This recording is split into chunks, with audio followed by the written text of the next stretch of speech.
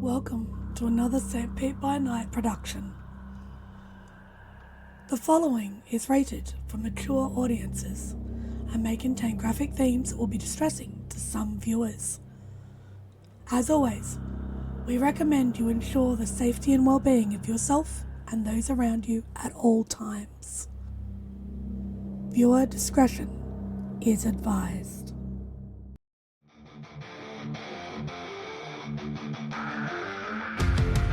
In the heart of night, we rise from shadows, howling at the moon, igniting our battles, cleansing Gaia of an endless fight, until our final days we will fight. Thanks, man, we stand united as one.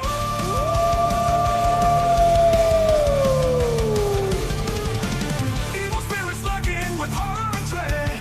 Little light leads us where the brave dare tread. Glory and honor, wisdom in our hand. Together we rise, take our final stand.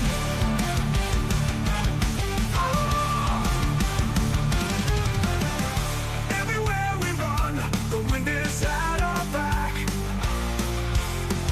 All the world's forces we will track. From the depths of the ocean to the clouds in the sky, vampires tremble as we learn to fight. Rage across Tampa, in this fight we'll stay. Evil spirits lurking with horror and dread. Little light leads us where the brave dare tread. Glory and honor, wisdom in our hand. Together we rise, take a final stand.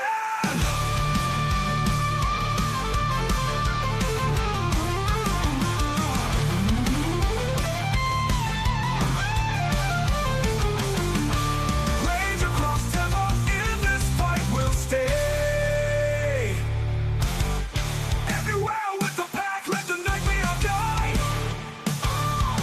In battles of honor, we shall never hide. We'll never hide.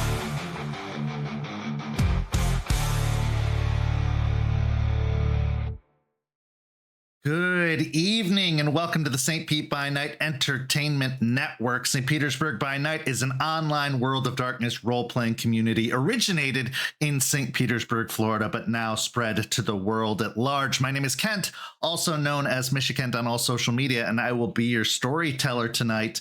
And it's Tuesday night, and you know what that means. It's time for Rage Across Tampa, our Werewolf the Apocalypse 5th edition chronicle set in the city of Tampa, Florida. And you are here on a very special occasion because we are celebrating our 100th episode of Rage Across Tampa, a feat I wasn't positive we'd ever reach, but here we are on the doorstep, and it is a very special episode because it takes place entirely in the dreaming. But before we get to all of that, go follow St. Pete by Night on all of that social media you see down below, and go sign up for Ko-fi to become a member of our Ko-fi page, where you'll get access to all kinds of behind the scenes material for as low as $5 a month. It really is a value because you're getting the RBT for all three of our programs, as well as sneak peeks. I hear from good authority that a sneak peek dropped today in celebration of our 100th episode, so you could go see what that sneak peek is by becoming a Ko-fi member. You'll only find out if you are a Ko-fi member, so go sign up for that. But let's get to this 100th episode and the matter at hand by introducing the amazing players that make Rage Across Tampa possible. Players, for some of you, the 100th time, go ahead and introduce yourselves if you please. Hi, everybody. I'm Champ, Champagne, Piece of Lint. This is my friend Nori, the Hat. That's Preston, Little Army Man. And that's Nick. He's the Blue M&M and our brave and wonderful Dragon Master Kent. But I'll let them introduce themselves. I will be playing Aspen Wise, Philodox of the Silverfangs. Hi, I'm Nori, the Hat. I will be playing Malicious Jester, the Galliard of the Black Furies. Hey, as previously stated, I am Preston. I played Jason Dream Decay Thorn, Fury of the Boner. Man, you have fucked me up. Howdy do. Howdy do. How are all of you? My name is Maria, the Blue M&M. My name is Nick. I'll be playing Izzy, aka Entwined Smiles with Claws, the Arun child of Gaia. And we're on a bus. We are truly off to the races at this point. I kind of wish I'd say hi, my people, but you know, anyway, let's get everyone caught up as to where we are right now. Last week, we saw Jace make a final check-in with Moses to see how preparations were coming along for the dismantling of the staff that has contained the spirit of Ishu for what seems like 40 years. Moses told him that he wasn't sure what was going to happen and that he was a little bit nervous about the process, but that he was going to go through with it. And no matter what happened, Jace was not to interfere or stop what was coming because it was what he deserved. We then saw Aspen check in with Charles to see why he was acting so strange recently, and Charles, in a surprising display of vulnerability, talked about the difficulties he was having with everything, as well as with the arrival of Victor Iron Oath Volkov and what he should do next, whether he should return to the seat of power of the Guru Nation to help make changes from within, or if he should reject this invitation summoning and risk whatever consequences come with that. This caused Aspen to have a little bit of a crisis of her own because there are benefits and drawbacks to both. If Charles should leave, what effect will that have on Jester? Will Jester go with him, which leaves the Sept short-handed? There are just too many factors to consider. Then after the break, we saw Jester herself go speak with Anna Eyes of the Sea Pelfrey and have a little bit of a Galliard get-together where they talked about stories, but more importantly, they focused on the idea of destiny and fate, an issue that has been occasionally touching upon this pack and Sept from time to time, from the death of Aiden due to a destiny that was fulfilled to the possible destiny of Charles taking up the crown of the Geru Nation and what all of that means. We then saw Izzy meet with Charles for some last-minute advice unexpectedly before heading into the dreaming, and this led to the two of them having a deep conversation where it seems like they've come to a bit of an understanding of one another. Izzy finally getting the emotional connection and respect that he has been hoping for years at this point, but also kind of throwing him off balance a little bit, as it was not what he's ever expected to receive from Charles. And now having to go into the dreaming, what will that mean for their relationship should he return? And then finally, the ritual took place, the ritual that would release Ishu and open the way to the dreaming.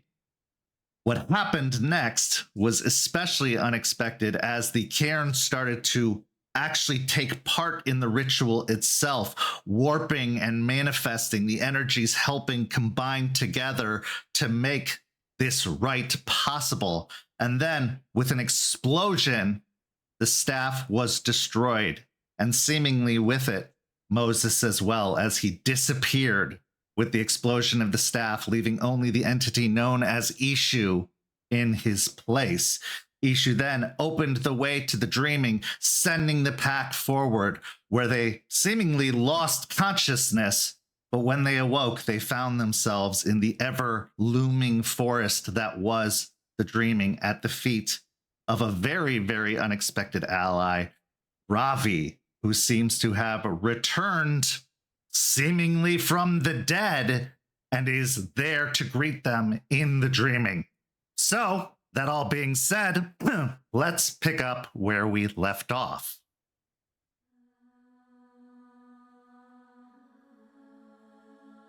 The transition doesn't feel like stepping sideways.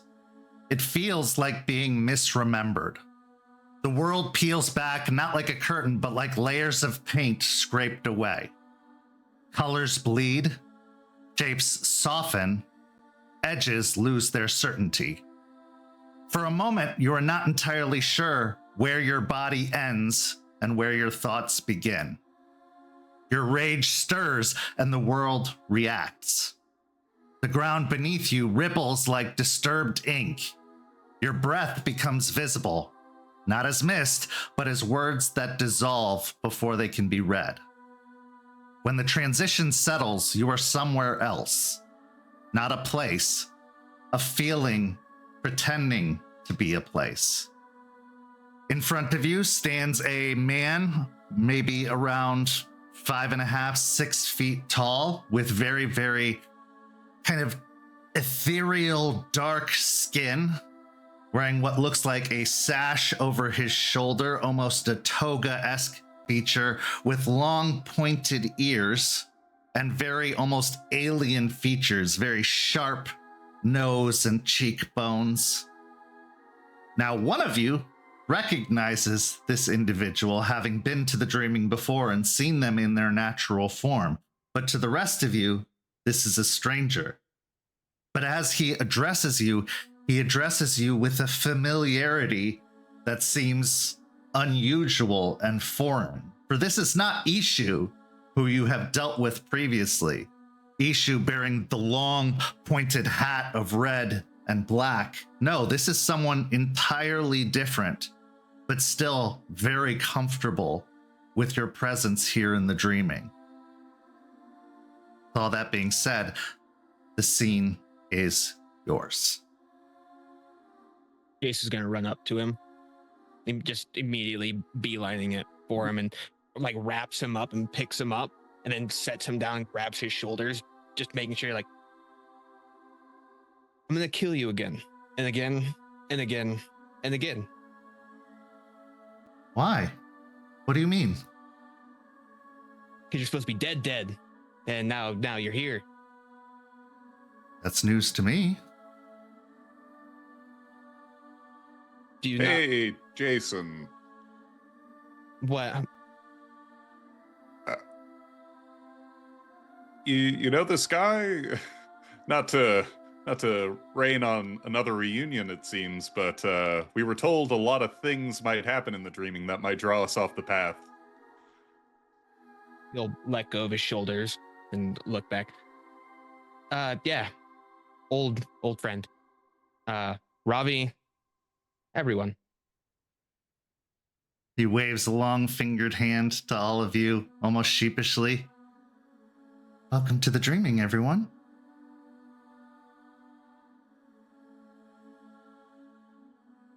Okay, 2 things.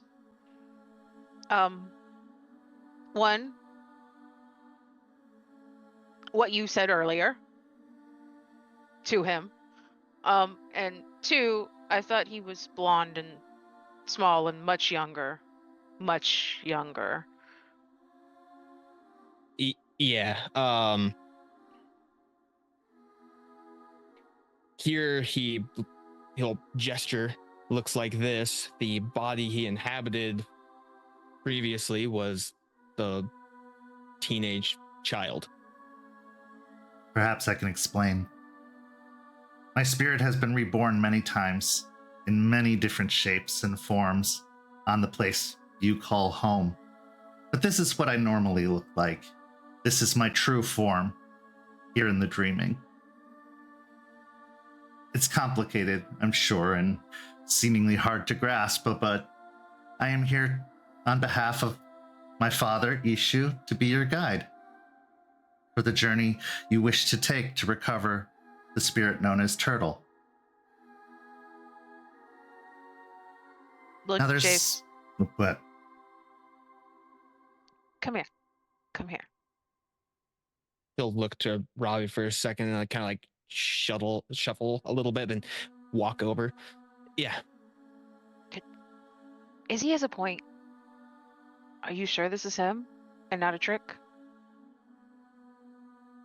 He'll look back to him. That's fair, but it looks exactly like him. Like, But he died. yeah, but one of the things is they can, like you said, they are in this cycle. So what? They come back here? I guess. Is it like a Return to Gaia thing where the rage is blossomed again on the spiritual level? Is that what you're trying to get at here with this Ravi guy, except more personhood? I guess, yeah.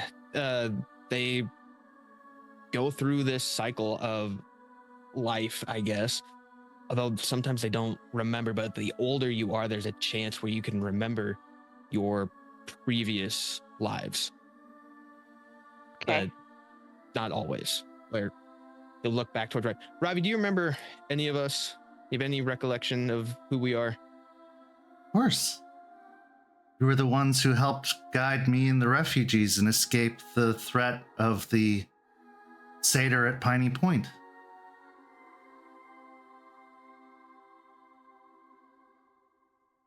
Do you remember dying? I mean, I've remembered dying many times, but not recently. Look back to Jace.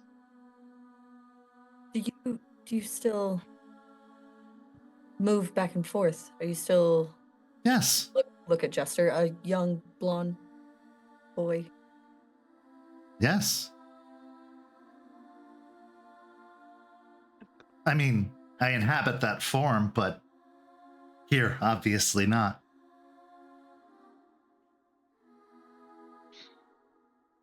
Do you I'm not not a- remember what happened to you at all? I remember very clearly what happened. There was a threat looming from the south, a threat that you came to warn us about, over guidance by our father, and you were able to help us gather together and escape in time before any threats arose. Can I roll an insight to make sure that this is not like an illusion or like this Absolutely. is for real? Okay. Now, I will say, in the dreaming, everything is slightly different as we introduce a new mechanic called Reverie. Reverie is a representation of your connection to the dreaming. It is not a spendable resource, but rather like a status or a reputation. Now, most guru start at a status of 0, a reverie of 0, which means that all insight checks as well as certain other abilities start at a -1 die penalty because of your lack of connection. However, Theurges and Galliards start at a 1 reverie, which takes away this penalty in the dreaming.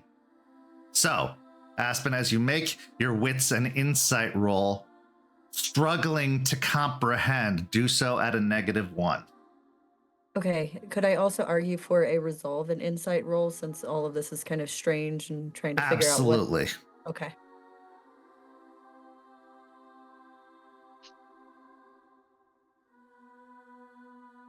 That would be 4.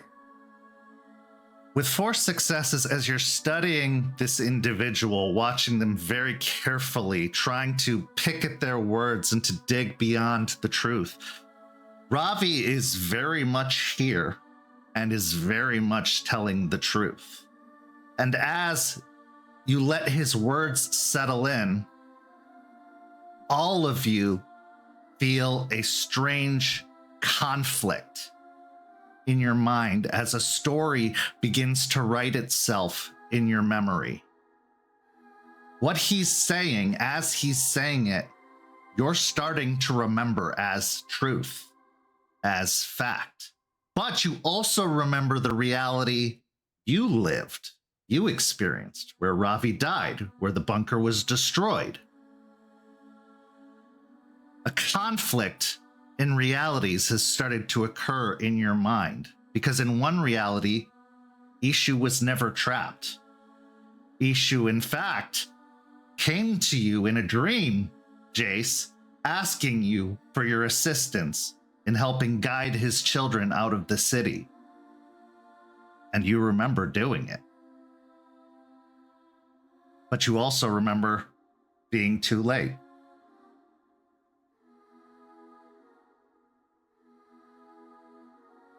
will look to the pack, then back to Ravi. Ravi, that's not what happened, man.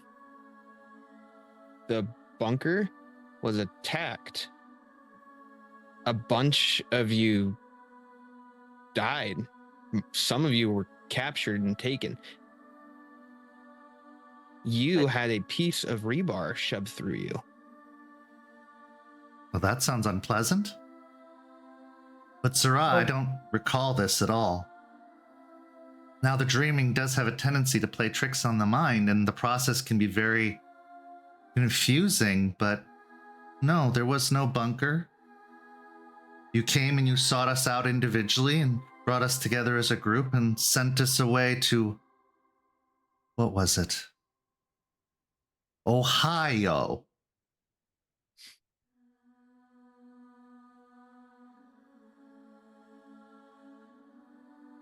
I'll lean That's a- over to Jace. Regardless of which one's the correct one, he believes it. And it is Ravi.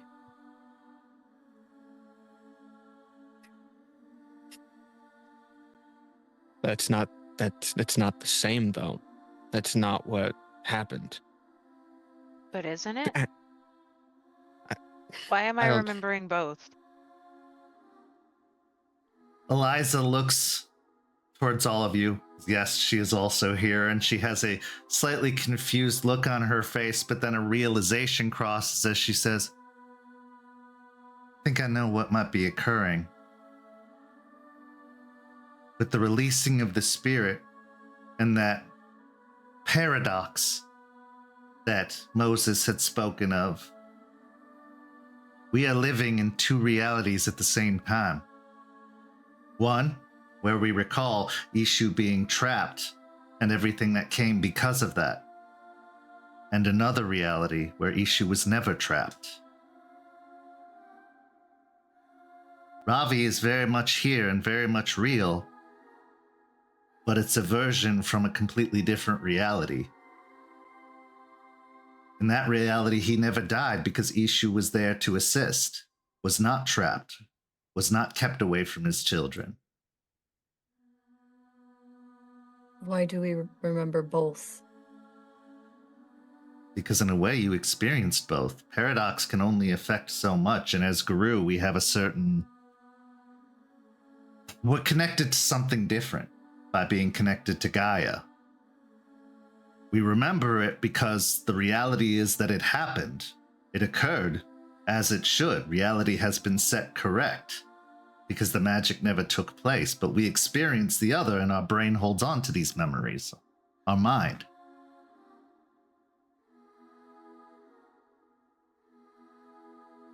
Izzy looks like he's trying to weave a curtain out of straws at these concepts as he goes, okay, okay.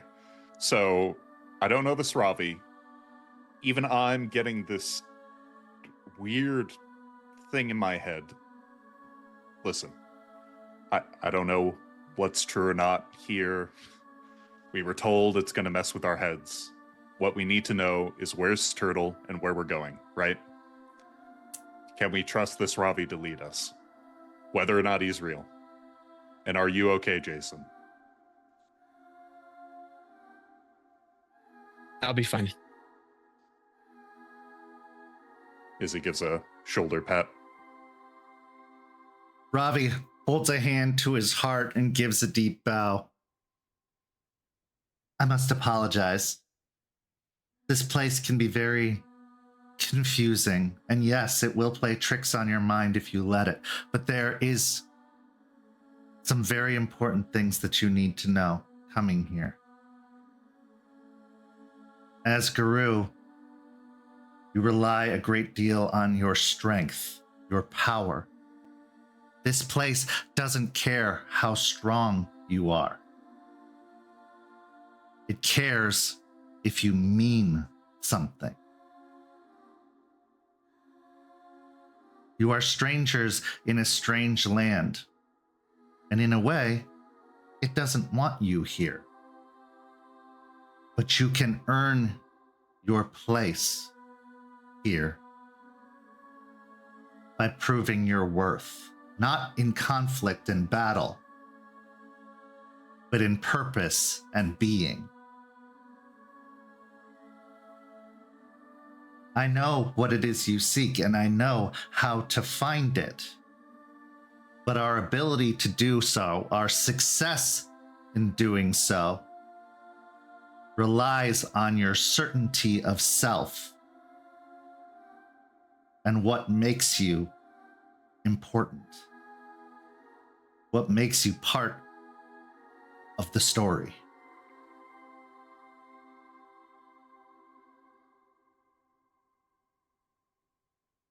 You will learn as we go. Just try to harness what makes you Guru as best as possible, for it will do you no good here. If anything, it will tear you away from this place. Because you are not who you are because you are Guru. You are who you are, regardless.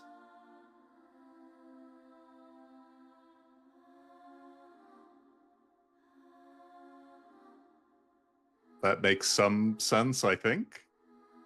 As he looks back to the pack, like, is that clear to anyone else? What's your story?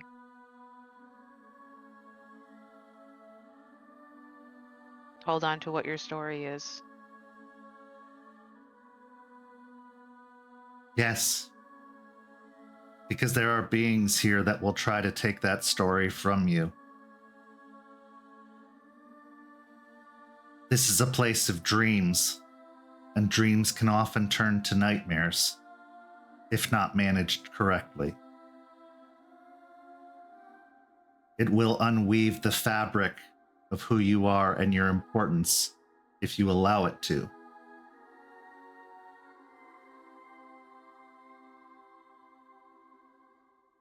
Come. We must move ahead, for time is of the essence, and you must not linger long, lest the fabric start to unravel.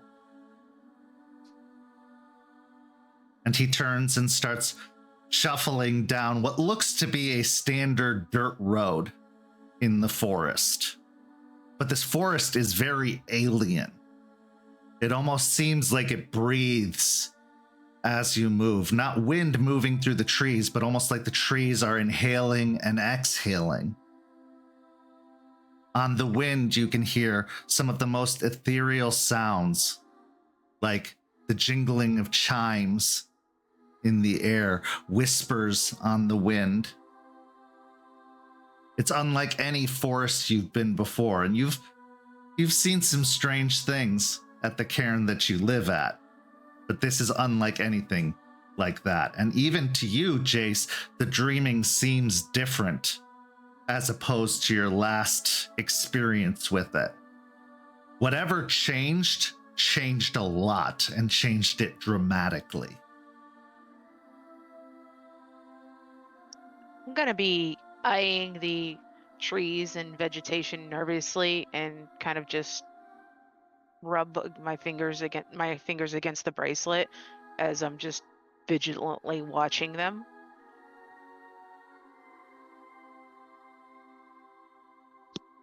I'm just gonna keep an eye out for anything that sounds significant to Turtle, to this, I believe it was a lake, to a mist, anything that gives us an inkling of where Turtle might be. Trying to take two stories and line up the facts that were given as they're walking, trying to find the parallels between the two, trying to figure out how this all works. Roll me a composure and intelligence, Jace. My rage, I'm still sitting at my 3 carrying over, correct? Okay. Correct.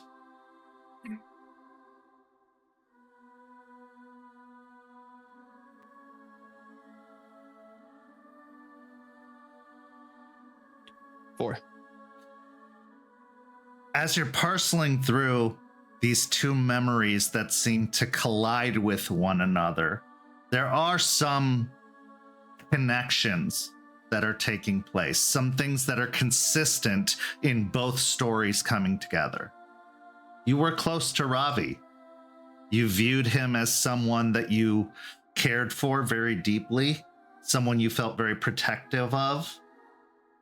The connection is genuine and real in both stories. What's different truly is the outcome. Ravi never died in this story. Ravi was never caught off guard or surprised. Ishu showed them the way with your assistance. You were never possessed. You never had the staff in this story because the staff never existed. Ishu came to you in your dreams and told you of a dangerous tiding coming and the threat that it posed to his people, and that he needed you to help assemble them and send them on their way. And so you did. And you were successful.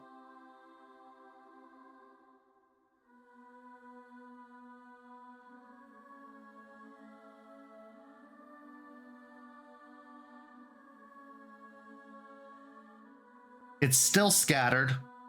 The other elements of that reality having not taken shape, having not clicked into place.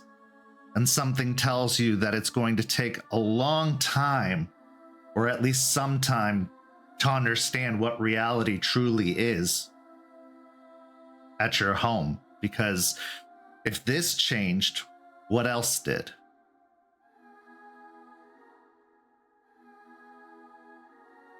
As you continue through the forest, along the path, the forest stretches endlessly, but no two trees are the same. Some are made of glass, their leaves chiming softly with every unseen breeze. Others are sketched in charcoal, smudging at the edges as if unfinished. One bleeds sap that drips upward into the sky. The light shifts constantly, golden dusk, pale dawn, deep twilight, all at once. The air smells like rain that hasn't fallen yet, and old stories, and something almost remembered, as if it's just out of reach. When you walk, the ground responds, not to your weight, but to your intent.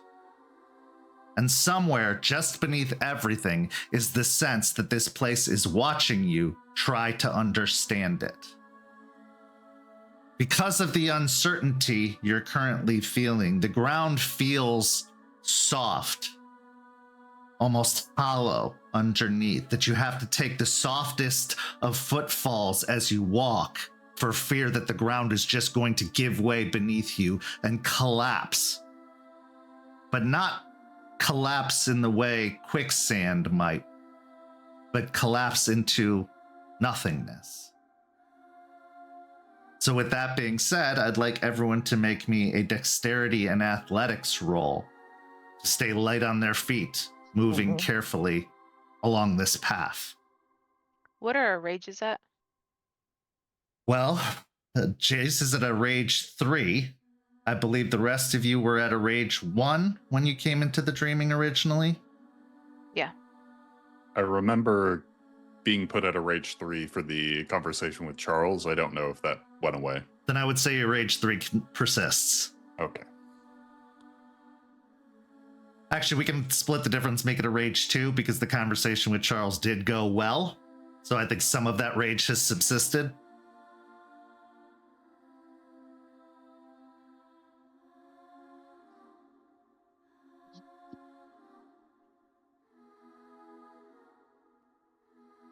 Okay, so 2 successes for Jace, 2 successes for Jester, 2 for Izzy. How many for you, Aspen?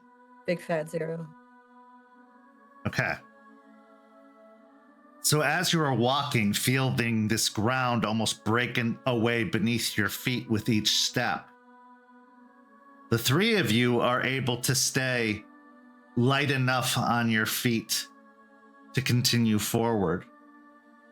Aspen, however, is not as lucky, and the ground starts to almost give way beneath her.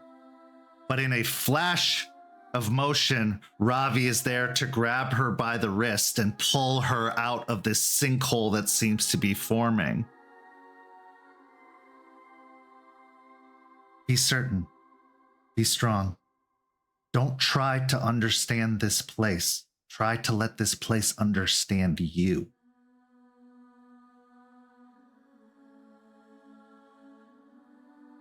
And Aspen, you find your footing once more. Roll me a composure and resolve check.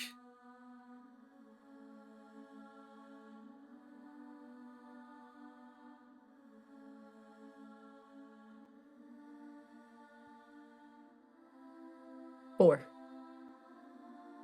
With that extra bolstering, you feel yourself become a little bit more certain, a little bit more headstrong, a little less worried about making all this make sense, because it's not going to, clearly. This is alien, this is foreign, and above all else, for you, in your hopes, this is temporary, and you will get back to where you belong. As you look over your shoulder behind you to the ground that had given way, beneath that ground, all you see is a pool of ink where the ground once was, as if it was an ink pot that you were stepping into. And something tells you that had you fallen into that ink pot, your story might have been unwritten.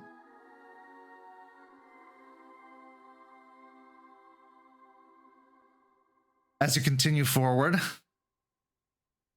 you feel your varying connections to the place become more clear. Jester and Jace, you feel a stronger connection to this place than you thought you would. Something about this place is fantastical, yes, but not entirely unfamiliar. Jace, as someone who dreams in decay, the concept of dreams is not foreign to you. Dreams are a manifestation of our inner thoughts and feelings, our fears, our joys, our successes, our failures. So to walk through a dream is to accept the fact that things aren't going to be entirely tangible, that not everything is going to make sense until you find the root of it, the cause of it. What is it really trying to say? What is it trying to represent or tell you? Jester, you're a storyteller, and you've heard stories of strange and fantastical things. You've read books of fantasy settings and marvelous and strange existences and beings.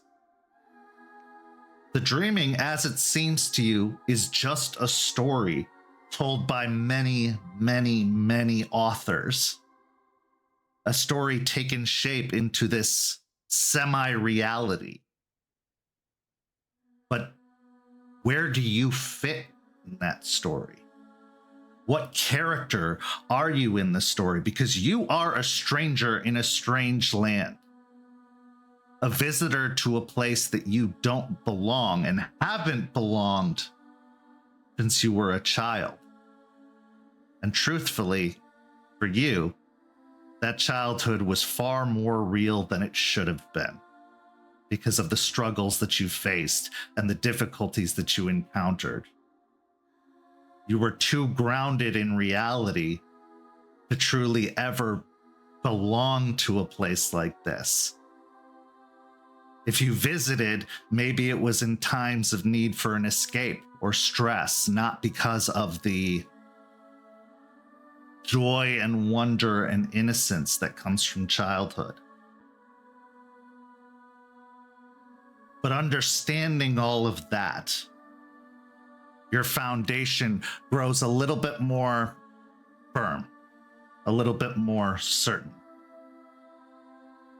So what I'm going to ask the four of you individually is, what is your intention as you walk this path? Now, Aspen, you were pretty clear in your intention. You are trying to recognize and find anything having to do with Turtle, any signs of Turtle, the direction to go to get to Turtle. But what about the rest of you? Jester. My shoulders, which have been kind of tense and stiff, will start to just relax a little as I continue to walk and get a feel for the place. And now it's more curiosity. I'm not sure what my part in is the story, but I'm not sure what the story is. So I'm hoping to find out more on that. So kind of the fear I'd carried in with me is now slowly dissipating and being replaced with curiosity. Okay. Jace. He's walking relatively comfortable in here, but with every dream he has, there's usually a lesson to be had or a warning or something along those lines. So he's waiting for that, anticipating what is going to be upcoming, something that needs to be heard that might be missed. So he's trying to keep an eye out for anything that might be overlooked, that the underlining area here is trying to warn about the road ahead. Okay. Izzy. When the pack first arrived in the dreaming, Izzy's intent was purely defensive. He saw a person he didn't recognize, he saw Jason run forward, and so he immediately was like, I need to protect everyone here. But as the journey's begun, the first steps are wobbly and uncertain. That defense has moved to one very similar to Jester of like, if not outright curiosity, at least introspection, as his intent is to figure out what is going on here. Because for a Garu like him, he is not the most erudite. He does not have that level of introspection. He's very much firing from the hip a lot of times. And yet, with the wonders and the colors, these strange talks of theming and stories, the one intent here, just a flash outside of his mission, is, I wonder if Unicorn comes here. As you're having these thoughts, taking a somewhat defensive but also curious posture, looking towards the trees, they almost look like they become claws reaching towards you. Now, you had been told to not stray from the path, for that's where you would truly be lost. And as these trees seemingly reach towards you, make me a composure and resolve check.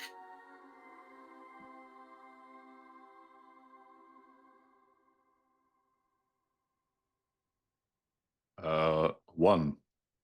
Okay. You start to fear, or start to feel that kind of rage bubble up inside of you a little bit more as you feel the looming concept of threat starting to impose its way upon you and your pack, as if danger is approaching. Now what I'd like you to do is roll me both of your rage dice and tell me what you get on them.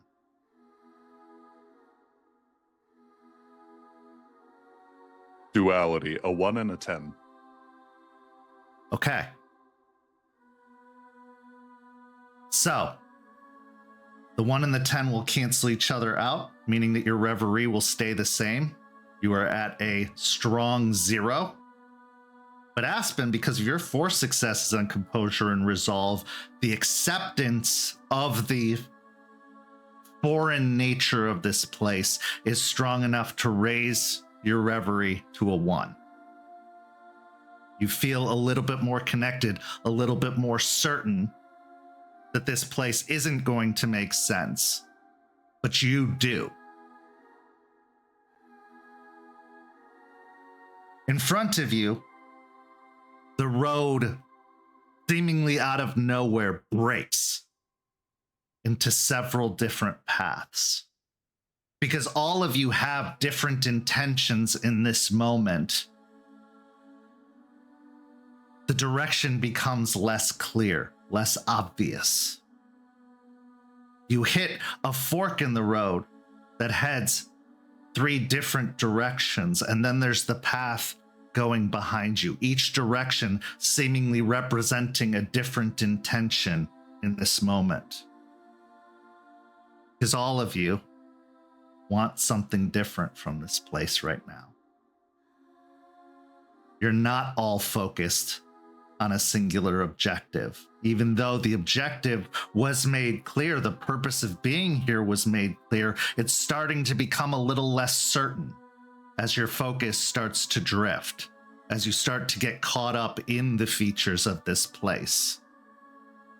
So as you reach the fork in the road, Ravi looks to all of you and says, "You are writing a new story, but you are 4 different authors with 4 different objectives. Until you can all get on the same page, we will wander endlessly to find the next place we must go."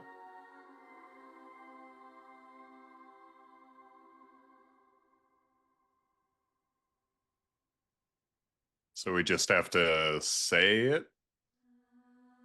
Gotta find Turtle. No. No? No. Okay. If it were that simple, then I'm sure we would already be there. What are you guys looking for?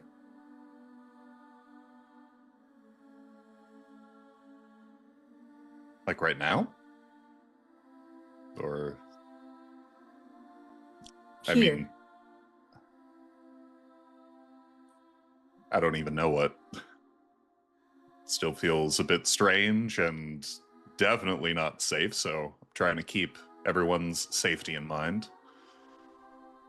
What about the rest of you? There's a pattern. I mean, it doesn't make sense to me all the way, but there's a pattern. It's thoughts and intentions.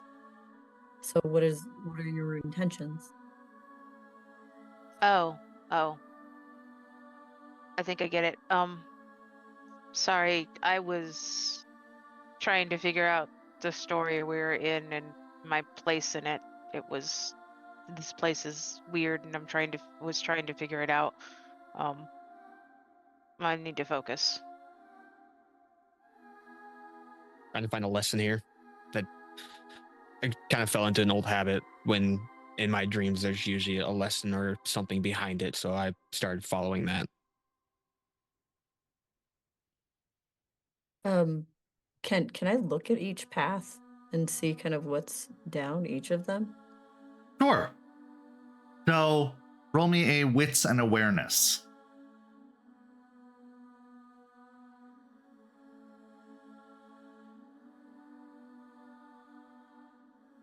Two. Looking down the varying paths, the one that seems to go straight ahead actually comes to a dead end at a copse of these strange and unfamiliar trees that seem to block the road.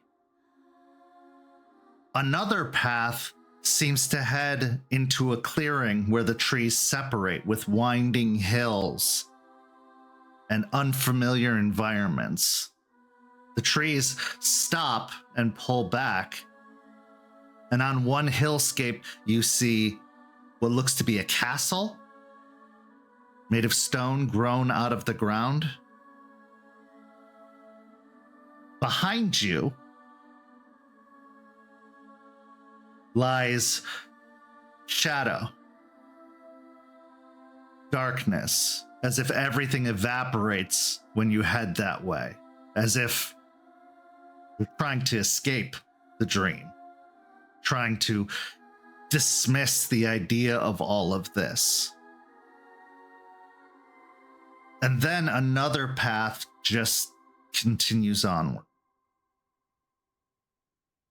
through the forest, winding and coiling,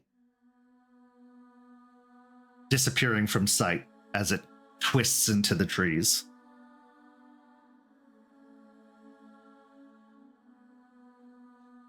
So what are we looking for again?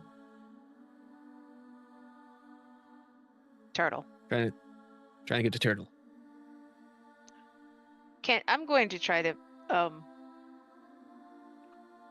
mentally fix it, and I think I know how. So I was looking for my role in the story and what the story was. The story is of these 5 Garu on this path to find Turtle. Like that is the story, is of finding Turtle. And my role is to help Jace in finding Turtle. Okay. So I'm going to ask you each a question, and I want you to answer it as honest to your character as possible. Why is this important? Why are you bothering? Why are you doing this?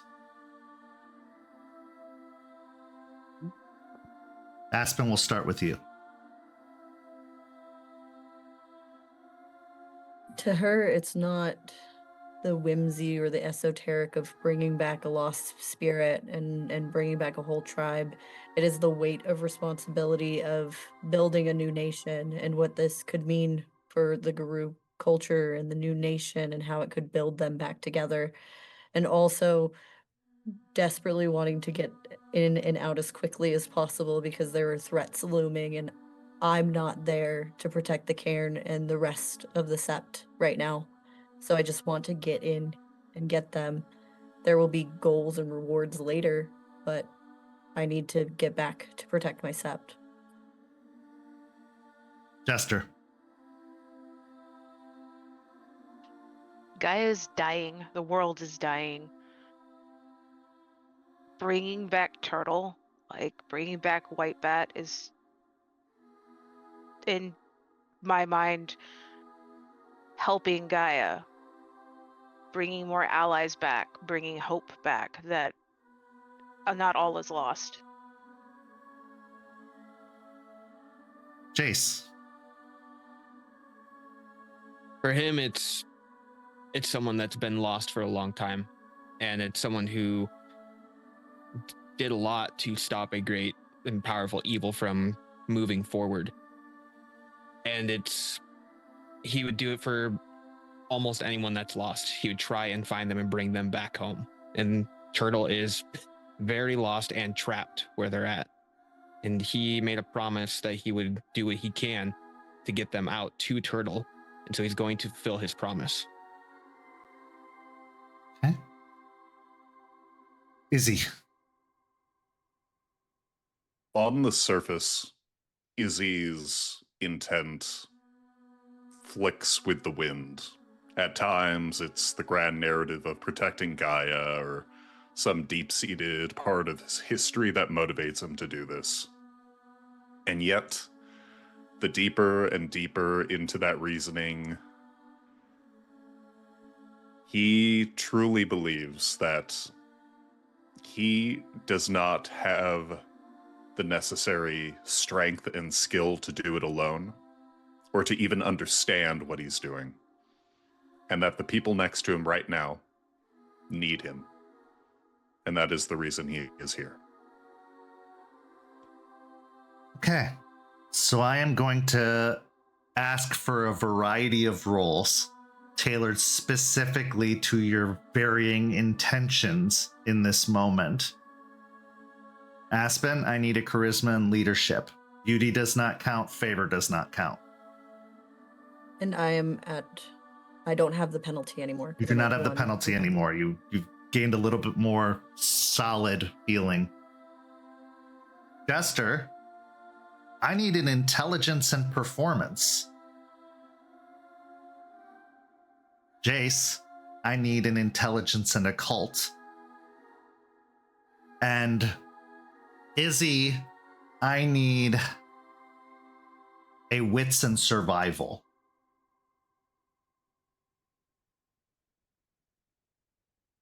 Does my storytelling specialty count? Very much so. Okay. Can willpower be rolled? Absolutely. Yeah. Okay.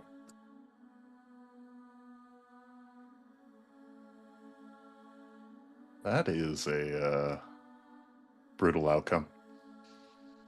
Eh.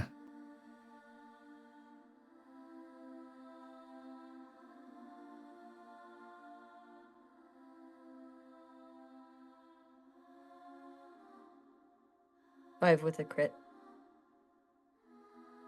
Okay. Jester got 3. Jace got 6. Is that 6 I'm seeing? That is 6. Okay. And Izzy got a brutal outcome. Hey, Kent, Mm-hmm. my reroll I have from years back, can I give that to him to just give it away so he can use it? Yeah. You can use it whenever you want, but I'm going to give that to you if you want to use it for this one. This will allow you to re-roll your entire pool if you choose to. I will choose to, because they were all ones. So. Okay, it's not a brutal. 1 success. Okay. Aspen, your need to lead, to accomplish an objective, is enough of an intention to show you the way through this, to show you the way to the next step. Your heart is in the place of getting back, getting home, which theoretically you could supposedly do at any time. But in this moment, you know you can't go home until you've done this. Jester, there's some delight that comes to you from this concept, as if this is something that you have been chasing after for so long, but have been unable to do because you've been so shackled to the reality of everything. To the abuse you experienced as a child, to the loss of a love, to the loss of friends. And now the looming concept of the loss, Charles, to this crown. But because you are a storyteller and because this is fantasy, you understand fundamentally what the purpose of this place is. That it's not going to be a matter of combating your way through challenges. It's going to be writing the outcome, coming up with the story that leads to the goal, to the ending. And your desire for a happy ending overwhelms your belief that all of this is pointless, that it's a battle that can't be won. That maybe, just maybe, this might be the most important thing that you've done in the war for Gaia. Because, transitioning to Jace, Turtle has more than one purpose. Yes, Turtle was a representation of the Croatan. Yes, they were a patron spirit. But Turtle is also a representation of the Earth itself. It is the embodiment of Earth. The Gale Stalkers being the wind, the Ghost Council being the water. Turtle is Earth. And just like the Triad, missing one of those is causing the others to lose purpose and meaning. So what you aren't fighting for here, you aren't fighting for a singular spirit, but more than that, the concept of stability, the concept of sturdy ground, the concept of Earth. Izzy, as you try to find some sort of purpose or focus, everything becomes a little bit blurrier. And as you all look, Izzy himself becomes a little bit blurrier. His edges become a little less defined. He starts to become almost hazy, like a flickering image that is starting to almost evaporate in front of you. At this point, Ravi looks towards Izzy and saying, he is losing the narrative, rejecting it inherently. And if he continues to do so, he will be lost.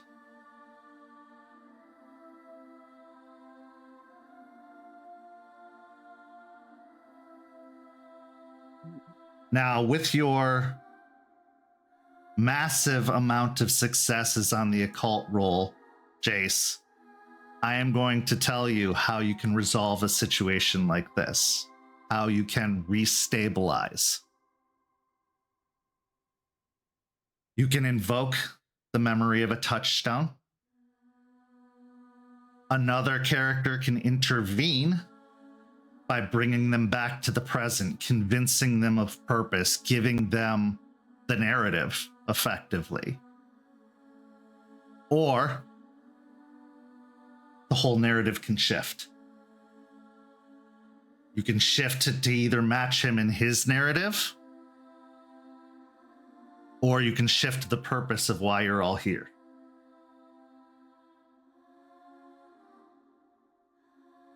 Seeing the haze on him, I'm gonna walk up to Izzy. Hey, you remember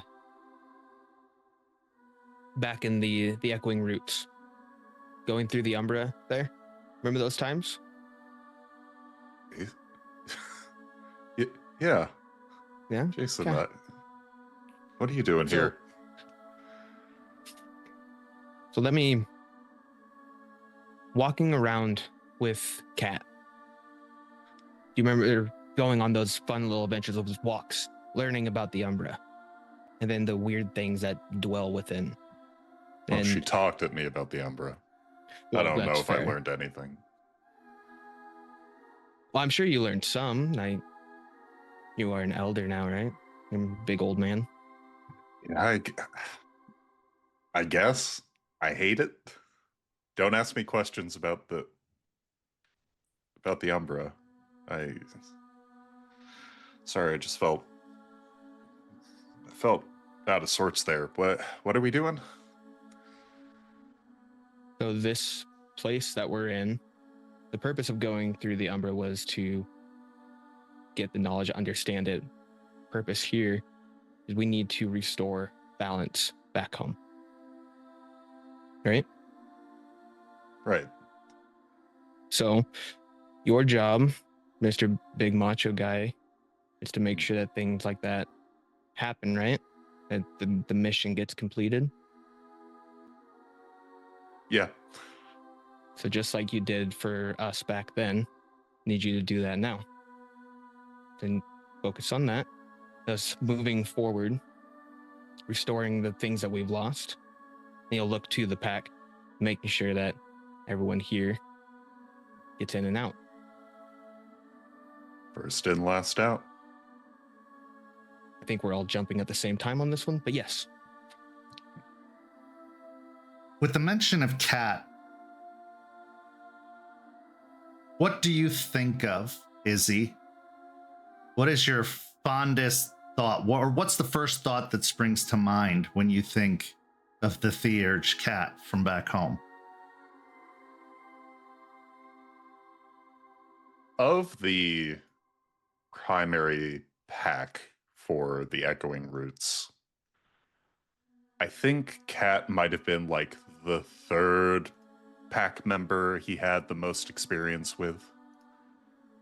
But even in that sort of like nested memory of his early days as a Garu before he was assigned to the Piercing Moonrise Pack and basically left the Cairn behind, he does recall like a lot of what Jason described, sort of like an attempt to impart, to educate. And looking back on that memory, Izzy does feel a bit of shame, you know, being a slacker in class, kind of. But as that memory returns, there is a warmth of like, even if I maybe didn't necessarily retain as much as I should have, that effort to educate him did more to instill a sense of self within his own Garu-ness than if no one had tried it all. Jace, I'd like you to roll charisma and insight plus your reverie. So you gain an additional die from your reverie.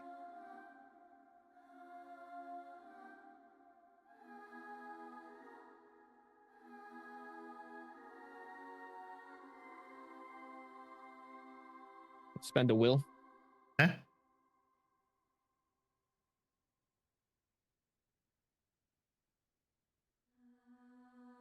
Two. Okay. Izzy, I'd like you to roll me a composure and resolve. You can take an additional die from Jace's assistance in this matter.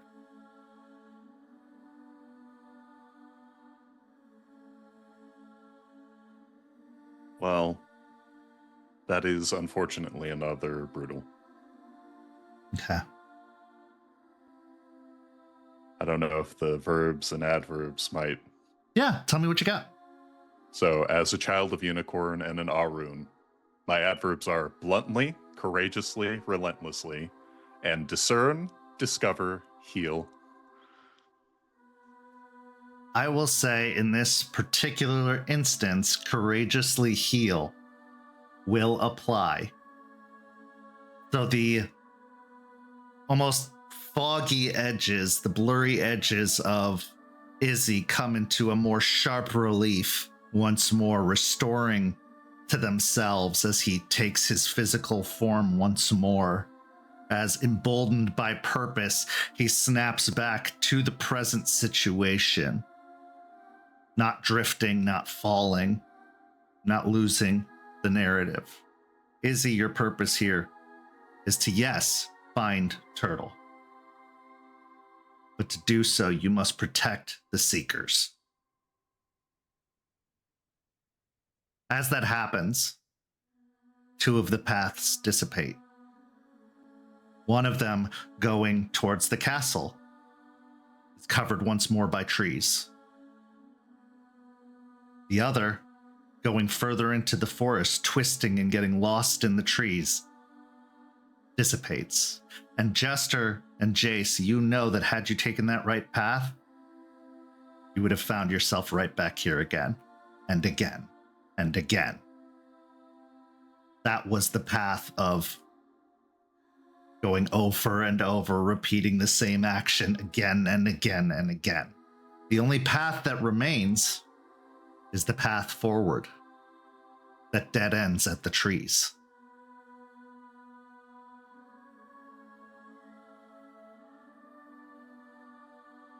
As you look somewhat confused towards the path forward, the dead end, the path changes.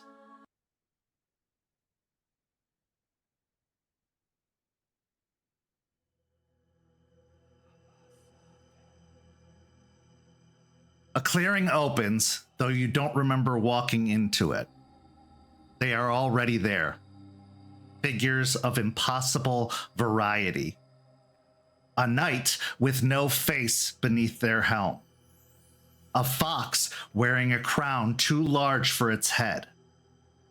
A child made of candlelight, flickering with each breath. They sit, stand, drift, watching, waiting. A slow, scattered applause begins as you arrive, not welcoming, not mocking, evaluating. One leans forward, tall, thin, draped in pages that rewrite themselves as you look.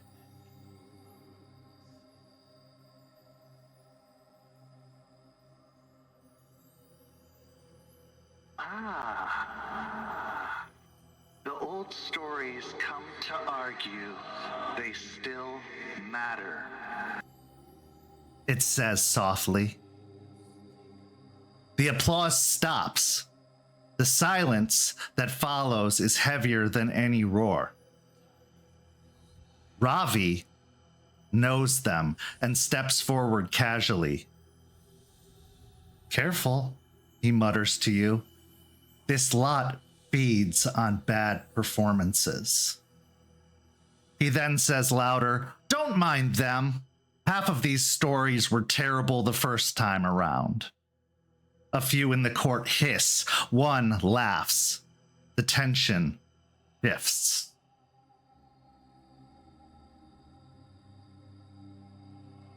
In this moment, I need all of you individually to tell me why Turtle still matters. Why they're important. They've been gone all this time. What does it matter? Let them be forgotten. They already have been by most of the world. Why are they important? Why are they worth seeking?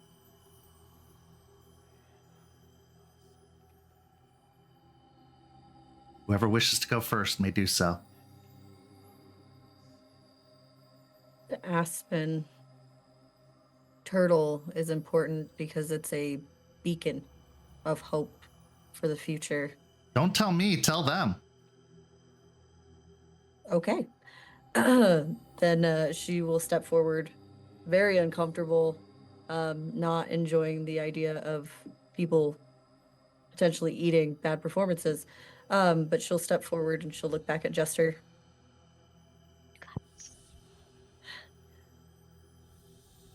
Turtle is hope for a future.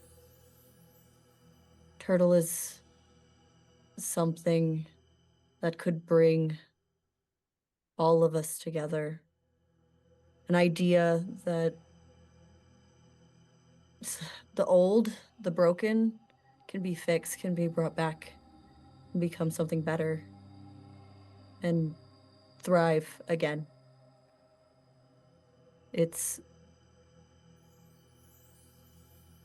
what's needed to remind people that the fight is important and we're all important to each other.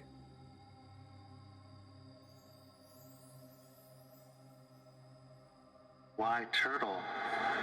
Why not you? Why not your nation? Why not your king? That would be one person, one guru. This is a whole idea. An entire tribe, maybe, if done correctly. That tribe made their choice. You would seek to undo what they've done? I would seek to give them another chance. We've, and she'll look back at Jester, have done terrible things. Our kind. And I hope that our actions show that we can change and have a second chance. Give me a charisma and persuasion. Because of your success on the last roll, your reverie has raised to 1, so you may add your reverie to this roll. Beauty does not matter. Favor does not matter.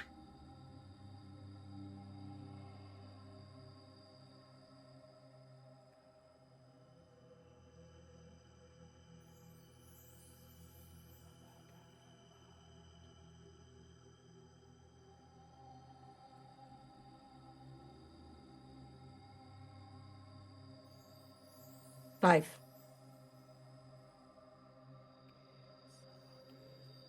Okay.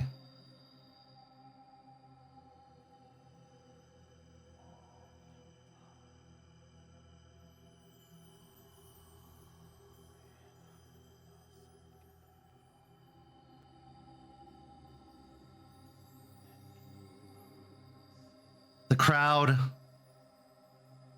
scattered applause breaks out amongst the crowd as others watch with discernment, not entirely convinced, but enough to move on from you as they look next to Jester. And one of them calls out, A singer. Sing us a song of the importance of this tale, if you can.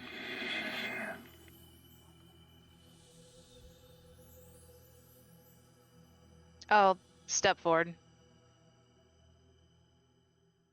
so at this moment, they are using a ability known as Demand Performance, which requires you to make a charisma and performance roll. If you fail, it will be a -2 dice to your next action. Okay. I'm gonna sing. I don't have a particular song, so it's more Jester riffing off like just the thoughts in our head and kind of coming up with like a song or a poem a bit. But it's gonna be about a world cold and lonely, missing something it had forgotten that it had even had. And this forgotten thing is important because the world has suffered without it, and bringing it back will wake up a lot of people and make them remember the inspiration that they have been missing. Okay. And you said it was charisma and what? Charisma and performance. And you can add your 1 reverie to this as well. And my singing specialty? Yeah, Or storytelling? either one would work. This Okay. depends on which method you wish to take to perform. Well, he said sing, so I'm gonna sing.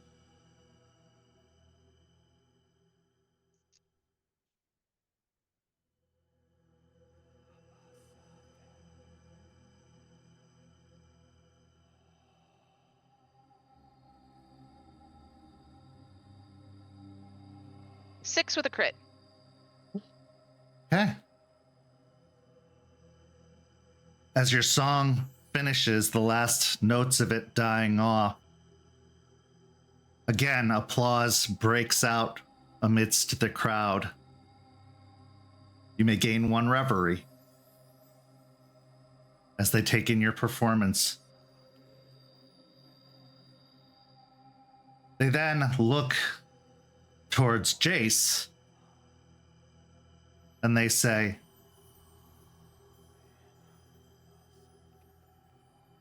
You have been here before. You have sought this goal for a long time. But you have also been distracted more than once. Your mind has wandered. To those you've lost, or perhaps never had.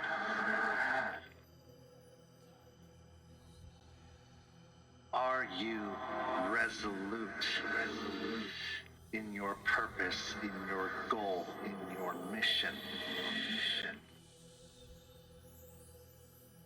And can you really trust those you walk with? they are now using an ability called Turn the Crowd. And as you look to your companions, regardless of what they are doing, regardless of what they are feeling, they seem to be looking at you, judging you,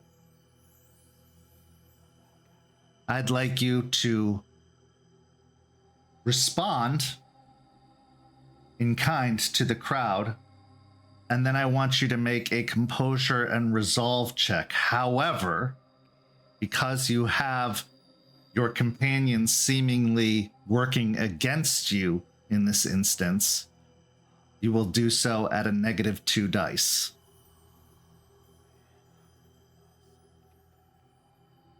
He'll look to all of his pack, kind of perplexed, and then walk out to the center.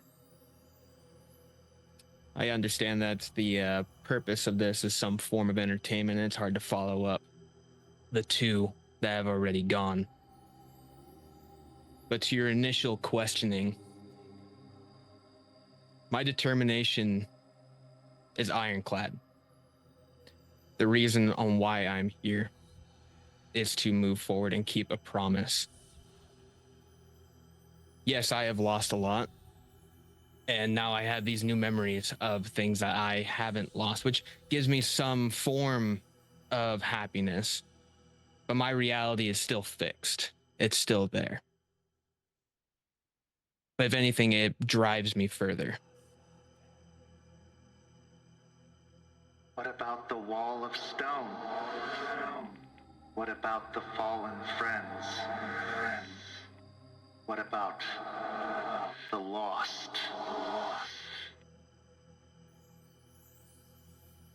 How does this help them?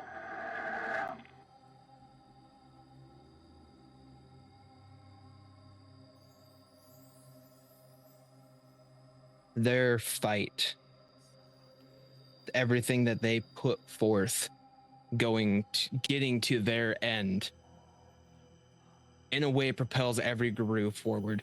Everyone that falls, we all fight because they have fallen. And I have lost an entire pack, so I have a lot of strong foundation I get to be on. So yes, that wall that's there, it's turned, and is now what I stand upon. Okay, go ahead and make the conviction, or the the composure and resolve check. I still have it was a two-part, right? I still have to tell them why I trust the pack I'm with. Yeah, go for it. Okay, I just wanted to make sure I wouldn't like miss it. No, go for it. He'll stop and he'll turn. As far as the ones that I walk with, he'll walk towards Aspen, who's scowling at him. This person has given me a lot of care and heartburn in the past, but she is someone that I know I can trust in any dire circumstance. And if I were to ask her to do anything, she would follow through with it. She barely knew me, and she assisted in aid on something I was lacking. And that goes for my entire pack. Anywhere that I'm lacking, everyone steps up. And he'll walk towards Jester. Jester is one of the few people I know that I can be completely honest with, and I will get honest responses with. And the fact that I can be honest with someone it's huge. And I take what she says to heart, because I know she's coming from a good place. And it may be harsh, and that goes for, look back towards Aspen as well. Walk over towards Izzy. This guy I've known for a long time. And most recently, we took on some namers. Well, namer, but we had to go run in an infinite library constantly to chase someone. He came with me to a place that another unknown, to unknown dangers, and I'd want him at my back in any upcoming fight. Walk over towards Eliza, and this wonderful lady has given me more love than I've received in my entire life. She's given me wisdom. She's aided in purpose. Those people you brought up about the lost, she helped me get through that. They all did that. So as far as trust goes, I would trust them with every fiber of my being. And I hope that story satisfies all of you. If you were to lose them, would you carry on? To honor them, I would. I'm going to shift your roll to intelligence and resolve, because you know these people so well. You've learned so much about them. We're going to see how strongly you believe in these things. It's a -2, correct? Yes, but you can And add my your reverie to it. And actually, I will say your reverie is at a 2 because of your critical on the occult roll. Okay.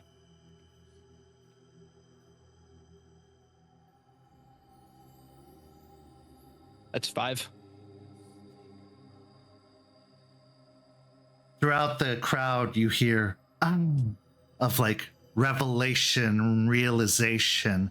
There is again a scattering of applause throughout, and some of those that had their arms crossed and in judgment, those arms have kind of gone slack and fallen to their sides. And then they look to Izzy. Worst for last, huh? For so long, anger has guided you. It has been your driving force, your fuel. It's all that kept you alive. Yet as that anger dissipates, is there anything left to move on? Have you lost yourself to that anger? Has it defined you for so long that without it, you are nothing? Do you even know who Isidoro Darris is anymore?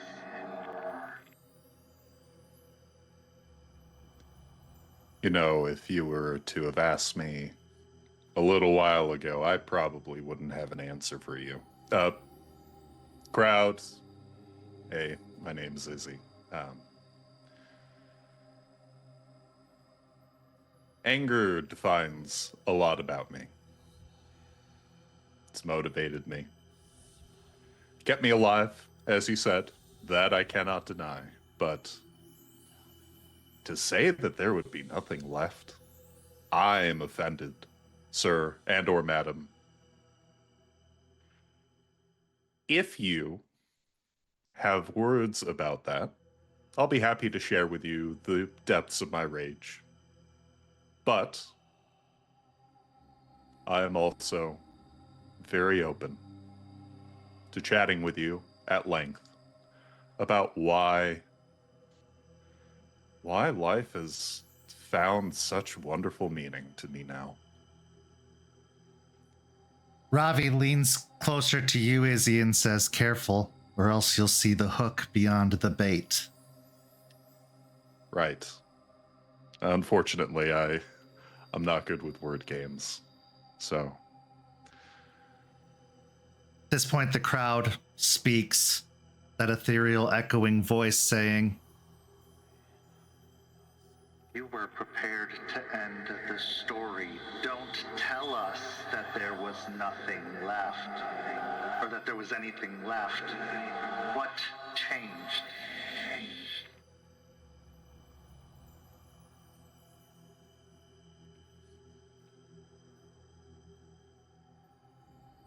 other people. I'd been alone for so long. You just find that every day it's the same thing. You feel that weight dig at your heart.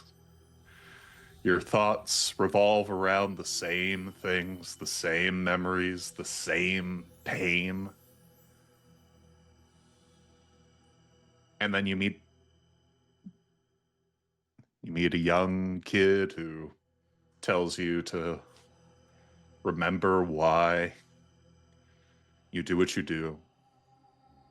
You meet a bunch of weirdos in a pack in a godforsaken state that remind you that you're strong. Your rage isn't all there is. You have a way to build bridges as much as tear them down. Even a bunch of humans, like, having someone tell you that you have something to teach others definitely puts a whole stop on that. There's nothing left. And then being here right now, looking out at a bunch of crowds. I don't know if you're waiting for me to fall, but, well, I know I've been told not to bait you, but I'm called Entwined Smiles with Claws, and I'll let you decide which we're going to be walking away with today.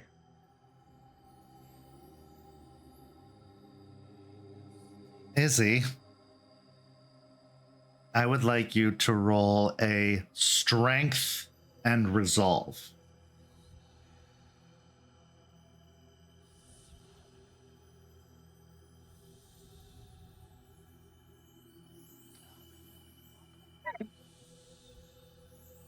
Ooh. That is 4. Okay. The crowd then looks towards Eliza.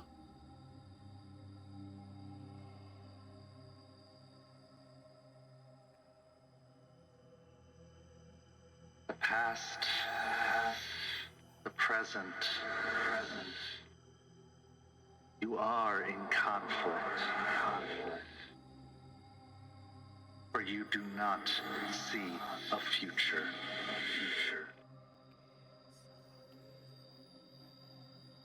You see it for others,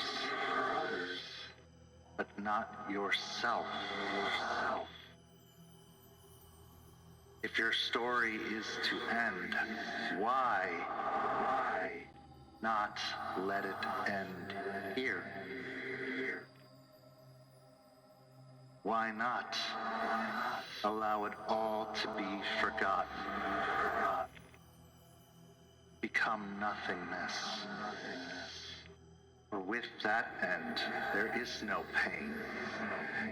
There is no guilt. There is no regret. There is just blissful nothingness.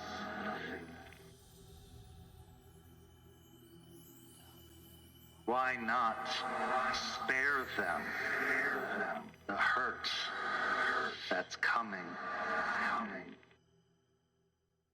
Why not just let go?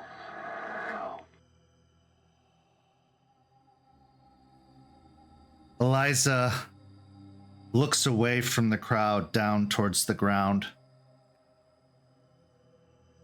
Subconsciously, she starts wringing her hands, rubbing them in front of her.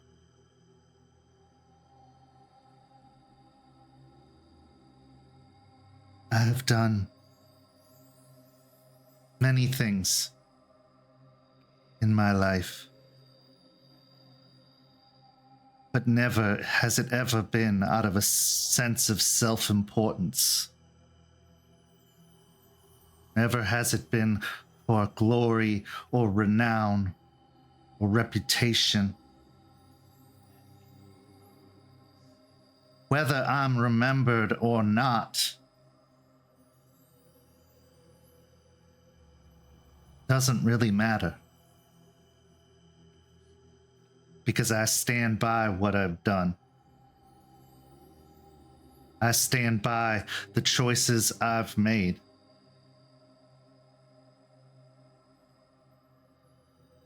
And I will stand by the choice yet to come.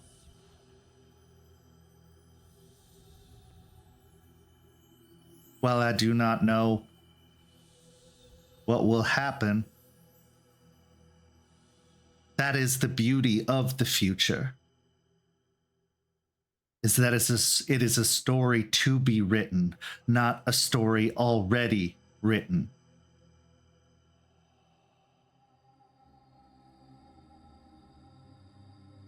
So, assembly, I tell you not to presume you know the ending of my story. Because until a decision is made, until that fate is met, I will carry on.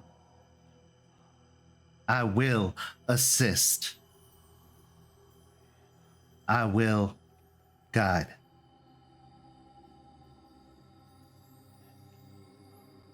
In this moment, as Eliza speaks, as the audience taunts,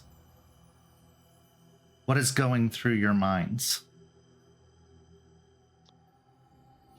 Aspen. I'm gonna need. Oh, go ahead. Go ahead, Chester. I'm gonna need to have a long conversation with Eliza after this, but for now, I need to focus on the story we are currently telling and getting to Turtle. If we focus on what Eliza said, we're gonna get lost. So I'm gonna just take it, compartmentalize that I need to have a talk with her later about what she said or what was said. Give me a wits and resolve and reverie.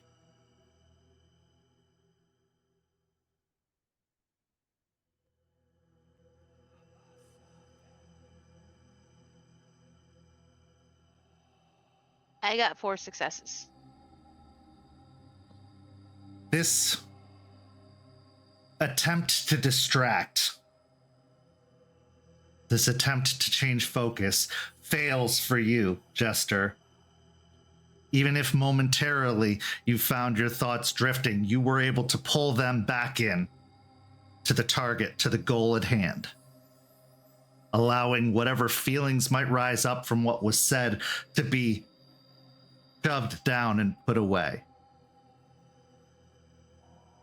But you've often been good at that when you've needed to. When you've had a goal and a purpose. And this is just another such example of that. Aspen. Aspen is quite the opposite. She is running in her head, what is this ending that she's talking about, that they're talking about? What did I miss? What is happening? Like, is she okay? So it's just going. She's trying to figure it all out in her head. I'd like you to give me a wits and resolve and reverie. However, because you are allowing yourself to become distracted, give it at a -2.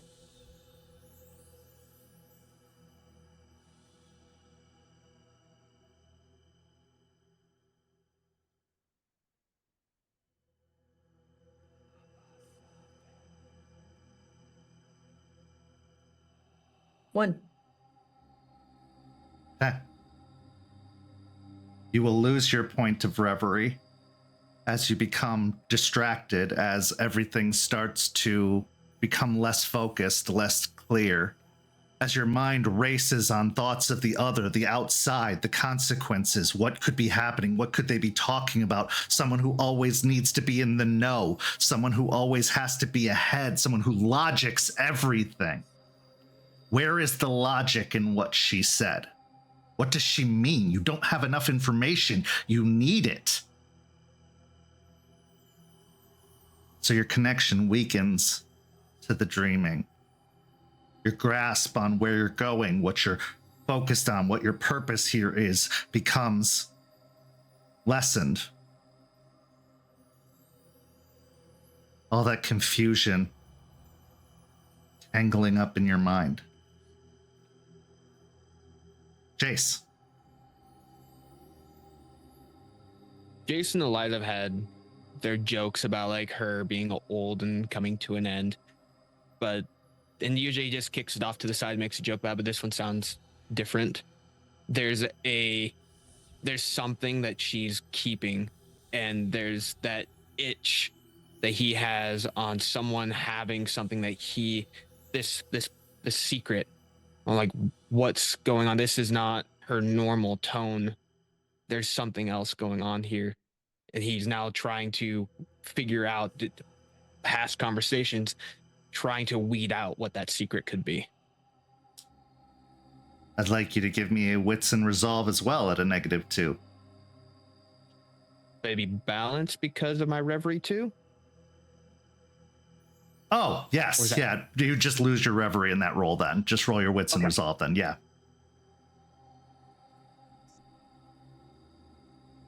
My rage still the same throughout all this, still sitting at 3? Okay. Yep.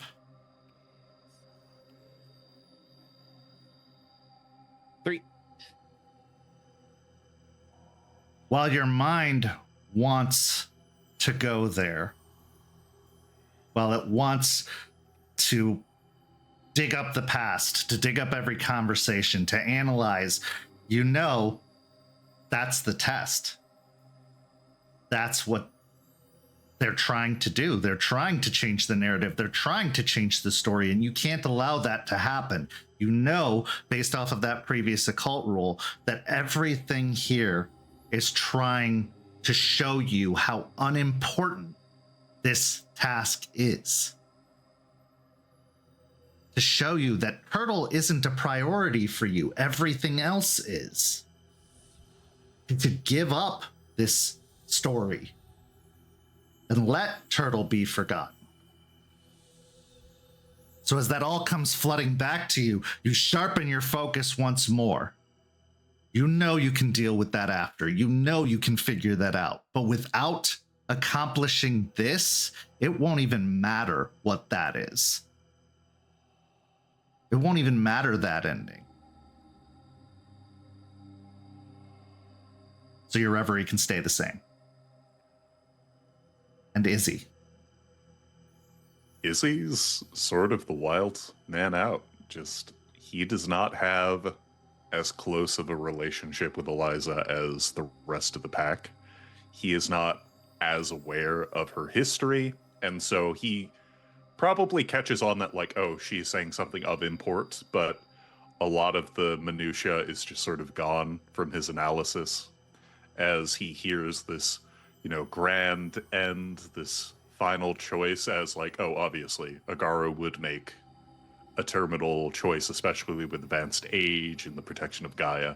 And so he's kind of just like supportive of her, but unaware of the implication. Okay.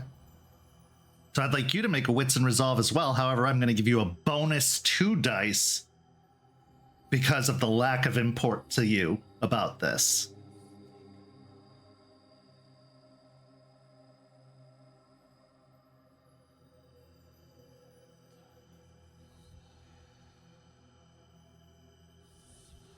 Ooh. That is 3. Huh. I'm going to allow you to gain 1 reverie because this won't shake you. This won't get to you. Your focus was never questioned to begin with. Not going to distract you. You're not going to fall down the hole of what she's talking about or who she is. At this point, the crowd in unison begins to applaud and clap. And what started off as a faint, echoing overture becomes or rises to a cacophonous roar. And as it does so, the ground begins to crack and break apart. And before you know it, you're falling. And this is where we'll go to break. We'll be back in just a few minutes with the second half of tonight's story.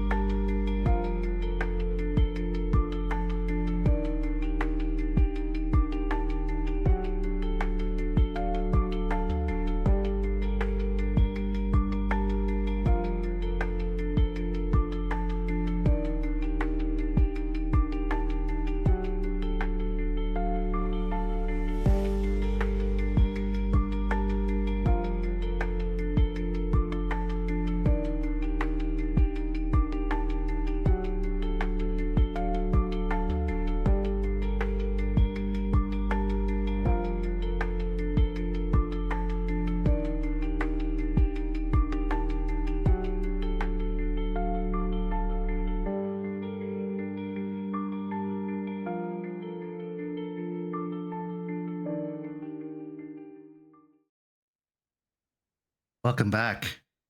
As we return, we find our pack falling. But it's not really falling. It's almost as if the ground gave way without warning. Not violently, just inevitably. You sink slowly into a mire that isn't mud, but something softer, warmer, familiar. It clings to you, not your body, but your thoughts. Memories begin to surface unbidden. A face you should recognize but can't quite place. A name on the tip of your tongue that slips away. A promise you know you made to someone sometime. The deeper you go, the quieter everything becomes. Even your rage feels distant here. Muted. Like it's being remembered by someone else.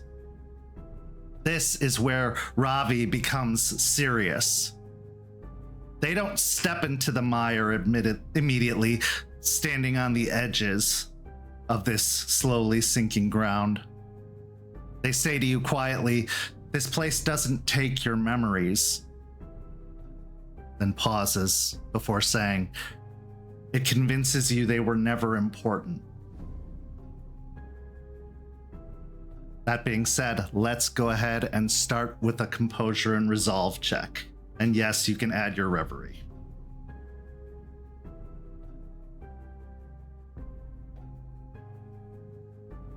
Mine's still at 2, correct? Yes. Do I have a negative or am I just even? You'd just be even. Because you were at 1 before and then you went to 0.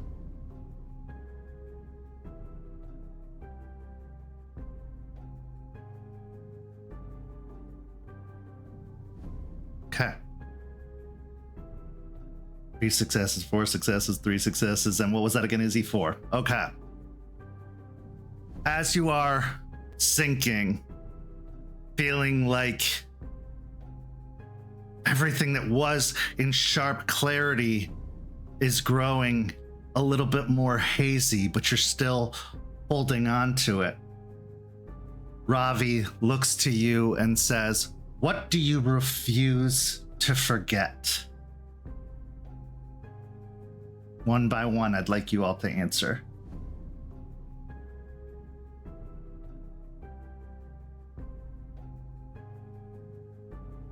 Aspen, kind of looking around, trying to find ground. A little off guard, but she just whispers, but in a stern whisper, "Artie." Jester. Everything. My memories are mine. They all matter. Okay. Jace. He's going through all these different things, trying to weigh the options, but he defaults back to one of the happiest places he has, and that's the split helm. It's the place that he found ground in Tampa. Izzy. As Izzy rolls, grasping through the dark, he'll go to his prized comfort memory. That time where he and there's nothing there. Okay. Like everyone to make me another composure and resolve check.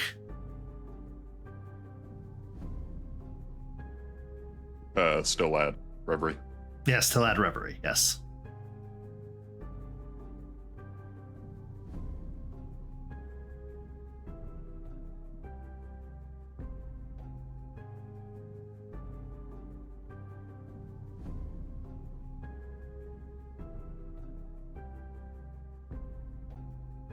Okay. As the mire continues to grab hold, Eliza calls out, "Orion."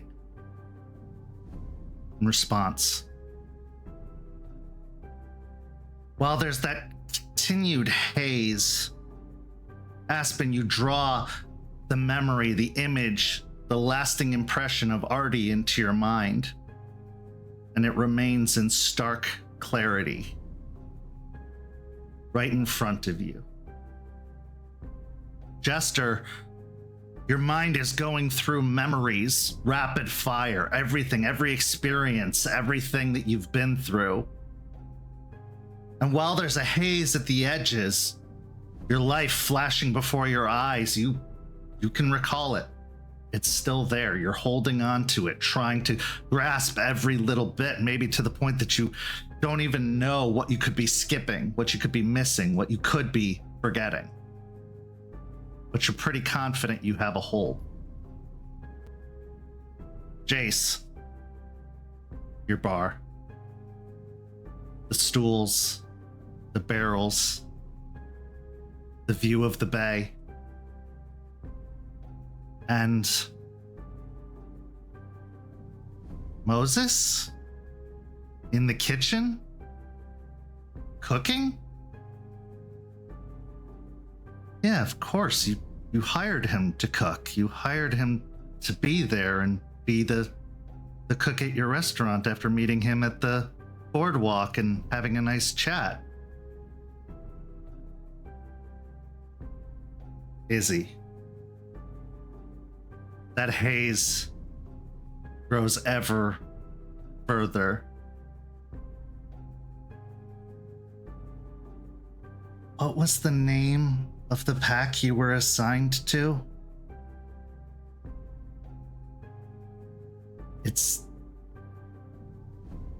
Can't grasp it. It's not coming to you. It's as if you hear it in inaudible murmurs when anyone says it. It just becomes less tangible.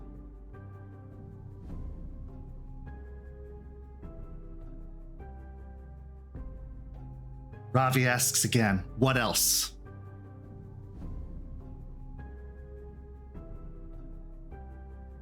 Aspen, starting with you. While this is happening, Aspen is just thinking of all of the moments with Artie when she first met him and he drove her back and she thought he was a serial killer, and when they had their really bad moment and he left her, but he came back, he always came back, and sitting on his lap playing video games.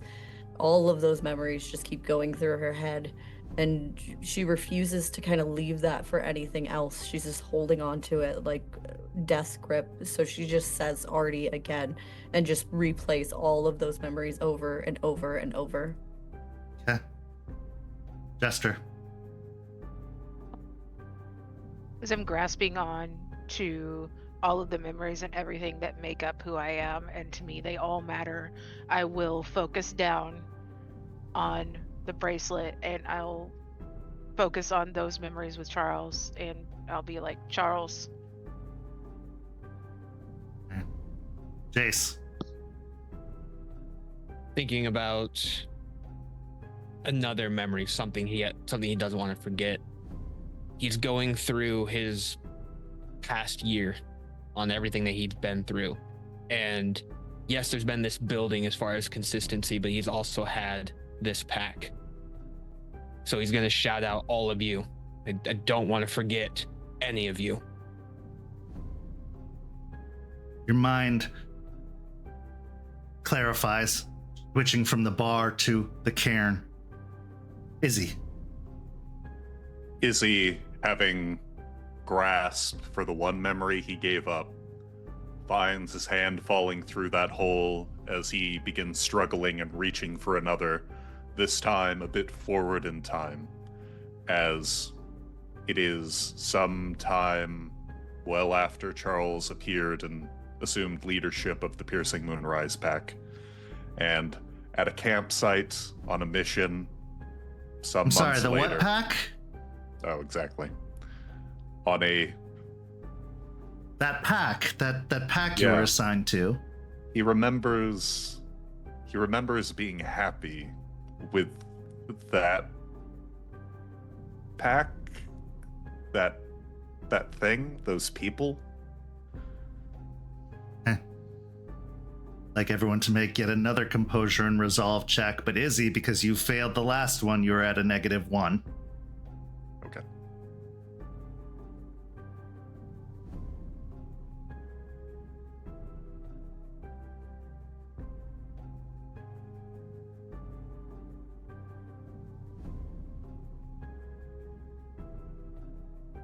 Eh.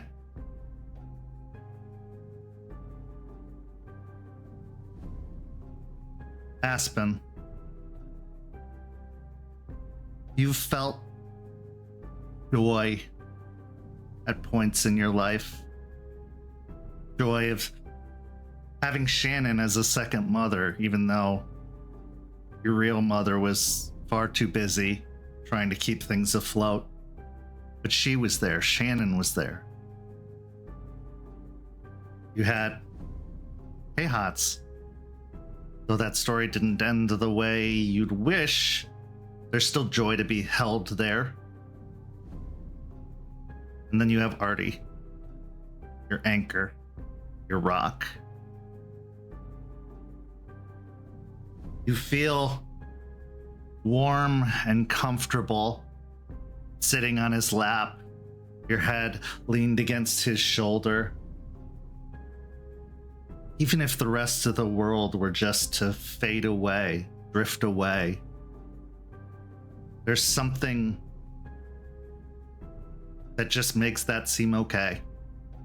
You get to be here, if you get to be in this moment, if this is where you were to stay forever, you'd be happy to stay with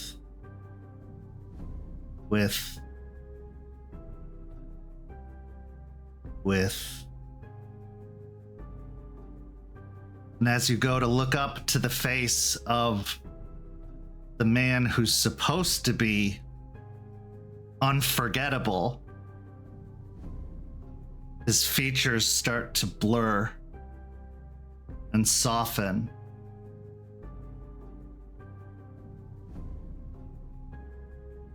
It's not quite as clear as it was, but it still feels safe. It still feels comfortable, but why? Jester. Charles. A rock with an unknown softness beneath. An adult with no childhood,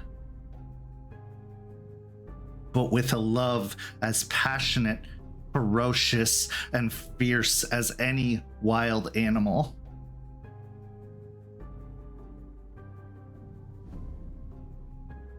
This is stability. This is safety.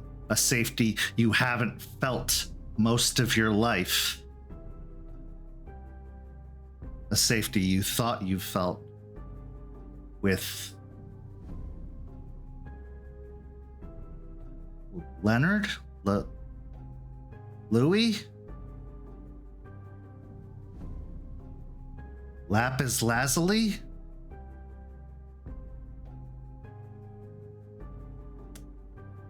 Who was it? Jace. You see the pack. You see it clearly. Gathered around the campfire, roaring, tall and strong. You can use that because that is home. Tampa is home. Florida is home.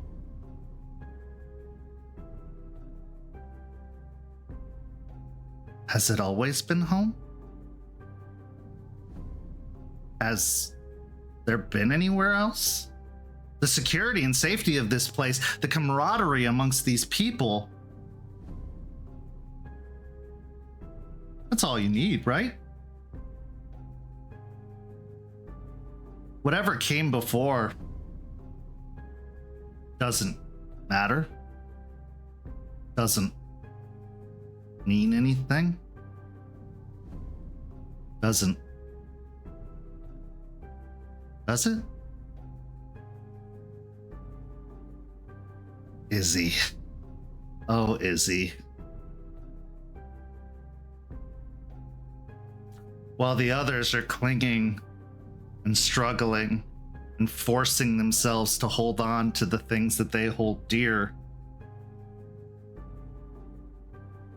it just continues to slip away, little by little.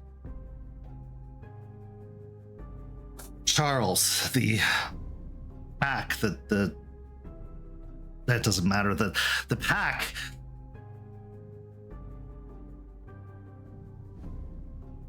Why aren't you still with them? Why aren't you? What broke it apart? What happened? What was that?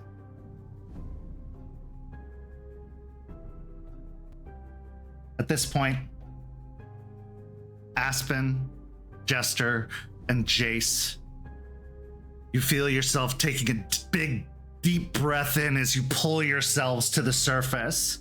Those memories that were growing hazy, snapping into sharp clarity once more. You will not give them up to the mire. You will not let the dreaming take your identity, your memory, everything that came before, everything that defined who you are. Everything that made this moment so important. This fight so important. These people, these guru, so important.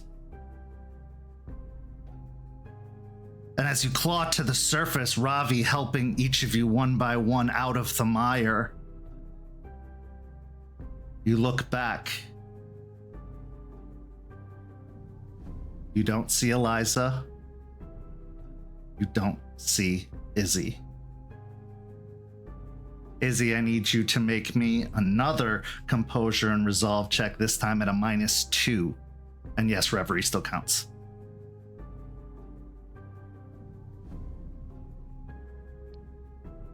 I'm gonna look at Ravi. Can they hear us in that?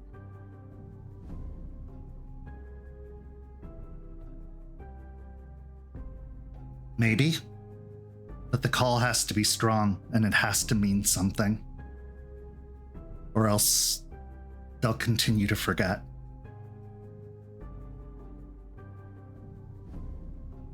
Okay, how do you aid people again? So there are a couple of possibilities. One, you can try to call to them with a story. Two, you could spend a reverie, meaning you are giving up one of your reverie to help anchor them and pull them back. Okay. Or you could change the narrative.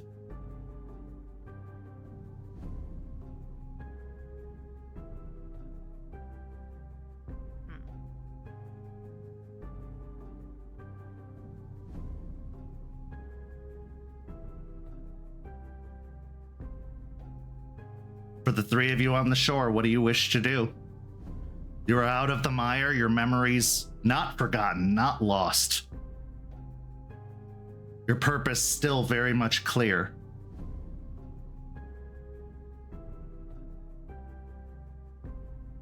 Aspen is going to fall looking into the emptiness and just close her eyes. And the pattern is thoughts and intentions and stories.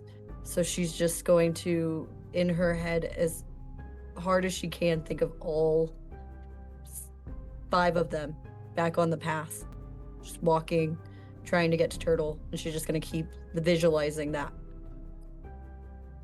Okay, give me a resolve and leadership roll. Jester. All right, she's changing the narrative. So I'm going to, because I don't want my narrative, me trying to change it, contest with hers. So I think I'm going to call out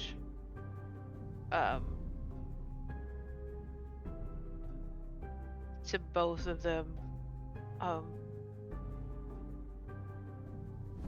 More like, yeah, I'm gonna call out to both of them. If you can hear me, follow my voice. Remember, you need to remember what we're doing here. We need to find Turtle. Your pack needs you. We need you. Okay. Give me a charisma and persuasion. No, actually, let's make it charisma and leadership, as you were trying to instruct them on what to do, not convince them. Okay. Jace. While they're both trying to guide them, he's standing on the shore, like almost like a watchtower, waiting for something to breach out of it. And if he needs to, reach down and try pulling them out. But right now he's just sitting and waiting for some type of ripple, an area where they're showing where they're at. Okay. Give me a unspent willpower check. So whatever willpower you haven't used, roll dice for. So use rage dice in that roll, right? No. No? Okay. Nope, this is just straight dice.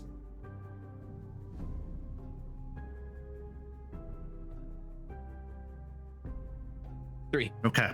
You can stay on the shore, preventing yourself from diving in to try and find them, more specifically Eliza. Okay. Aspen, what did you get? I spent a willpower, and I got 6 with a crit. Okay. The narrative remains intact. Your purpose remains intact. Jester. I got 4 successes. Okay. Izzy, as you continue to sink, you remember, you recall. Right, okay. He left, and everything started to go sideways. The inciting incident is escaping you, but you remember just how hurt you felt, how abandoned you felt. But it's not really that way anymore, is it? At least it's changing. It's turning.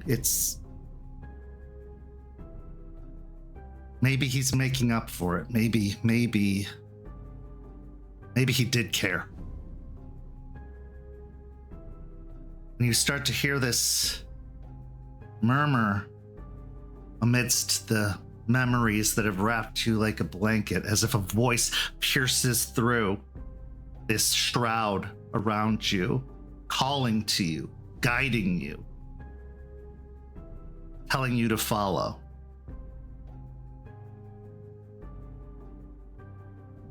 You see a light breaking the surface above you.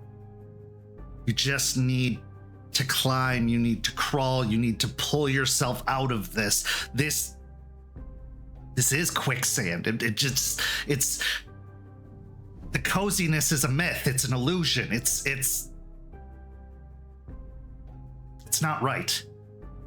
So, I'd like you to make me a strength and athletics roll. Actually, let's make it Endurance strength and supply. resolve. Sorry. Okay. No, it's Because fine. this is all kind of in your head anyway, so. Is that -2 still in It is effect? still -2, yes. Okay. So technically -1 because my resolve is 1. Correct. Revelry or the Reverie is 1, yes. Reverie.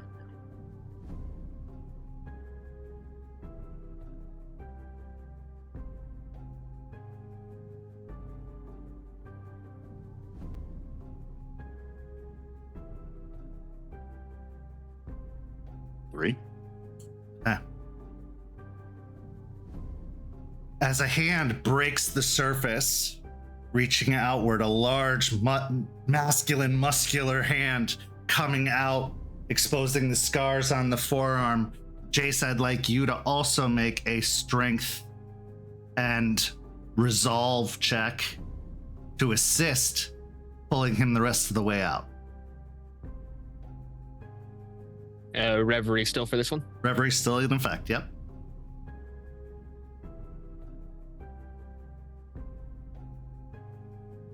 That's 4 on a strength roll. Okay.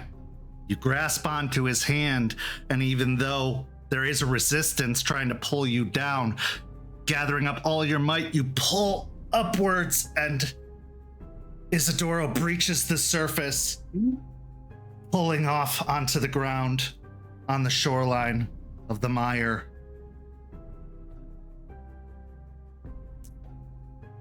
Izzy just starts coughing up, I assume, black water.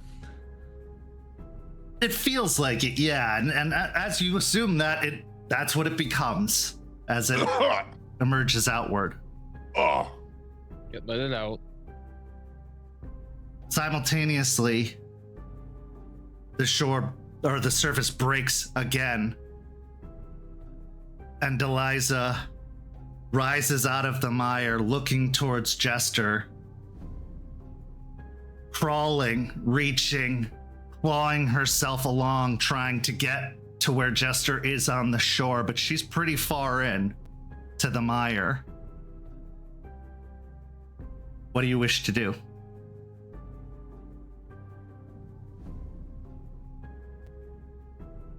Does she? Okay, so she looks like she's struggling. Yeah. Okay. I'm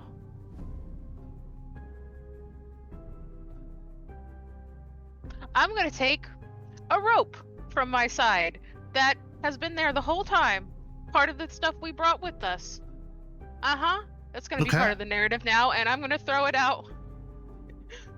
All right, give me a dexterity and performance storytelling as you try to add to the narrative this object to manifest it.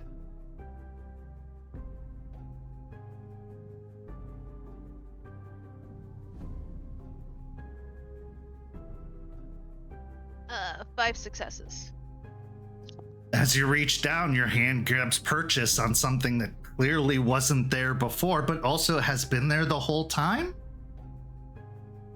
And uncoiling the rope, you toss it outwards, and you toss it so perfectly that it lands right within Eliza's reach. She grasps onto the rope, curling it around her forearm, pulling up to reach with the other hand to grasp hand over hand, and starts to pull herself forward towards the shoreline.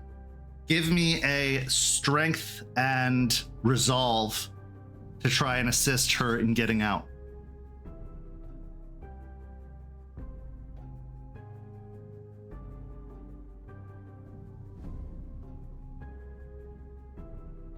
Seven successes.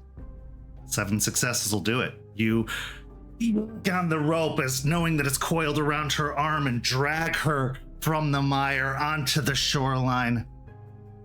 She's breathing heavily, her chest rising and falling as she...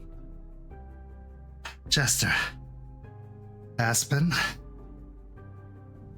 Jace, she says with a smile. And Isidoro. we good? I'm here. Though I'm sure it wishes I wasn't. I'm I'm here. gonna kneel down and hug her. As you pull her into your arms, you know you are safe. You know you are where you need to be. But again, something shifts. It does not arrive.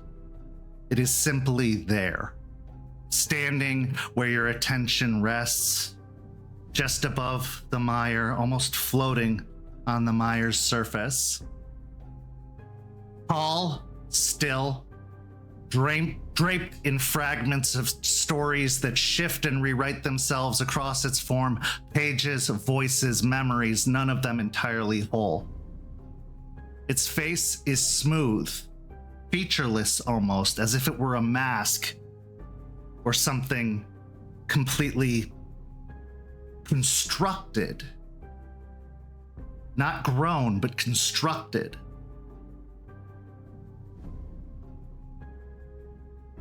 Until you try to look directly at it. Aspen. The face that the story thief takes is that of your lost colleague, your lost teacher, your lost mentor. What was her name again? It was...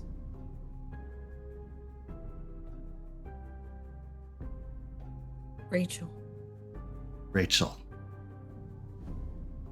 Jester. The face shifts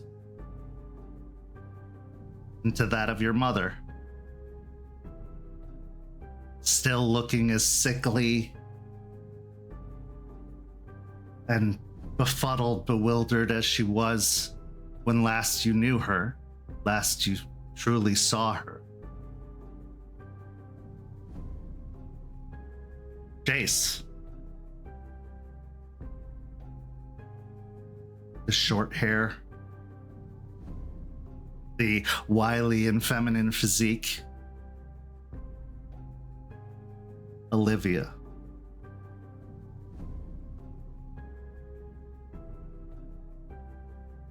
And for Izzy,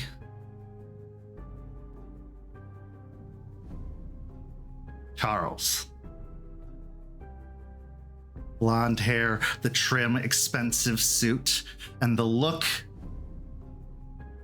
of nothing. Stoic, still, passionless, careless. Feeling nothing, especially for you. Its voice is calm, gentle, certain, as they speak in the varying tones that you remember. You mistake me for something cruel. It tilts its head slightly as though considering you. I do not destroy stories. The air tightens. I decide which ones are worth keeping. Around it, the world flickers, details fading, returning, shifting, as though reality itself is awaiting revision. Ravi's demeanor changes once more, his humor thinning. He steps slightly in front of the pack, not protectively, but knowingly. Ah, he says softly. You again. The story thief responds, you keep telling stories that should have ended. Ravi smiles faintly, and you keep trying to end stories that haven't finished.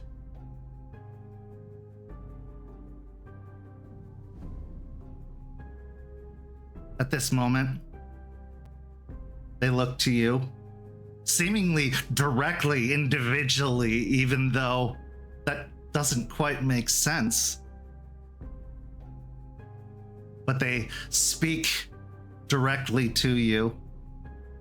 First, Aspen as Rachel.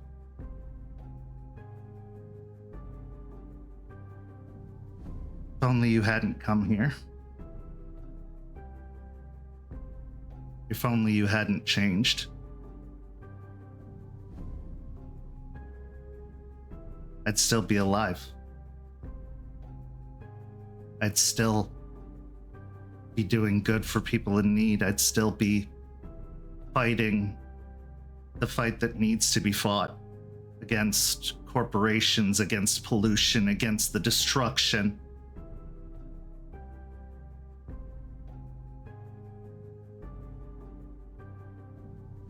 But it can't be. It won't be. You ended that story.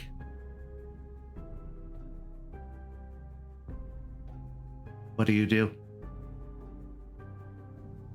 She goes to speak, her voice wavering, and not knowing what to say, she just grabs Jester's hand.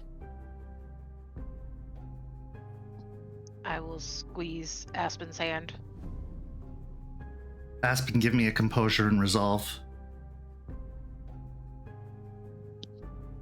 Plus reverie, of course. You don't have any reverie, so I guess it's irrelevant. Do I get one for the crit from before? Yes. You know what? Yes. Okay. Can I assist since she's squeezing my hand? You know what? Yeah. Yes, you can. I will give the assistance die on that one. Even if you are distracted with your own vision, just that contact, your nature is to embrace, protect, hold. What'd you get? 4. Okay. You know that's not true. She would never blame you. She knew the risks that a fight like hers took. She was never head in the clouds. She was grounded. She knew she was making enemies left and right, challenging corporations to institute green initiatives. And if anything, you carry on the work. You make sure that she won't be forgotten. Because that's what this is about, isn't it? That's what it says. It ends stories. You won't let this story end. Especially not here. Jester. Your mother looks to you.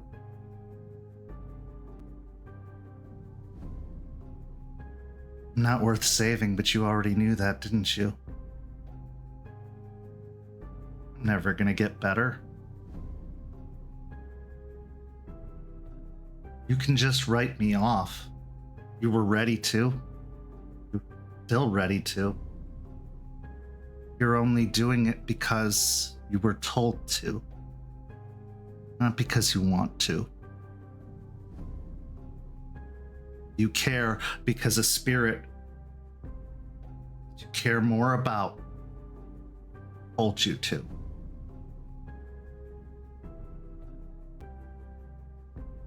Why bother? Just let me go. Let me drown myself. It's the only place I'm gonna find peace. And you can move on. And I can be a faded memory.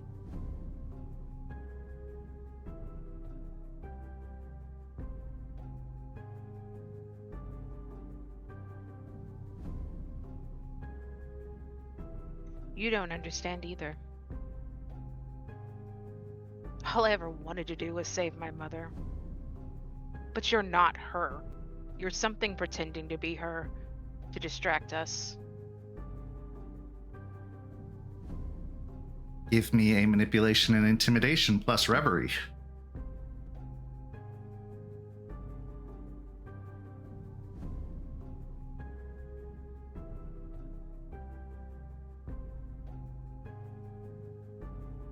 Uh, 4 successes.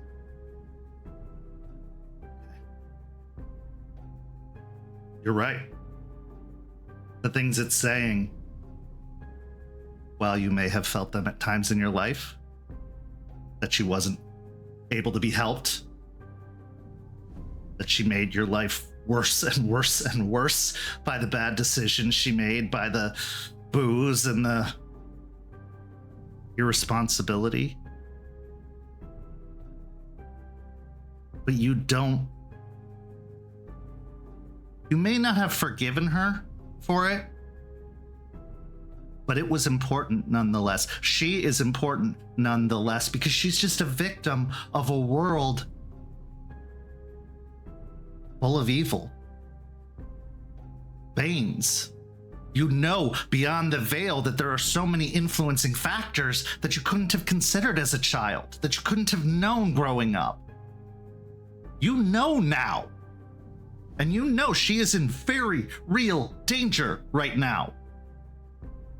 In that rehab facility owned by Edward Bateman.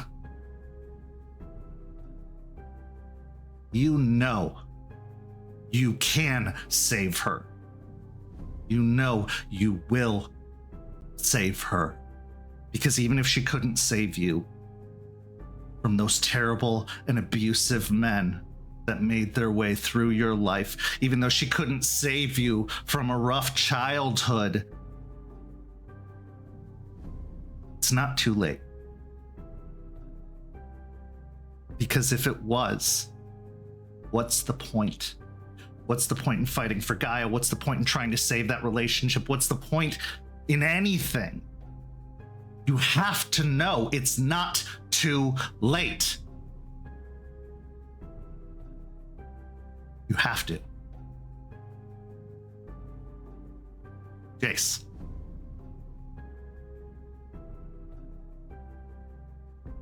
Hello, brother.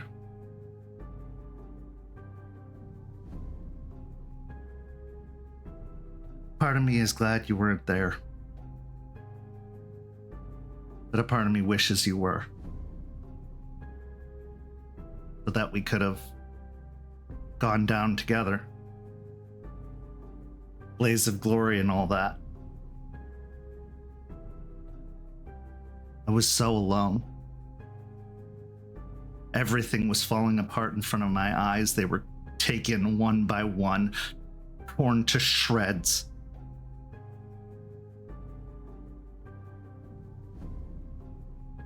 They swallowed us up, devoured us, and destroyed us.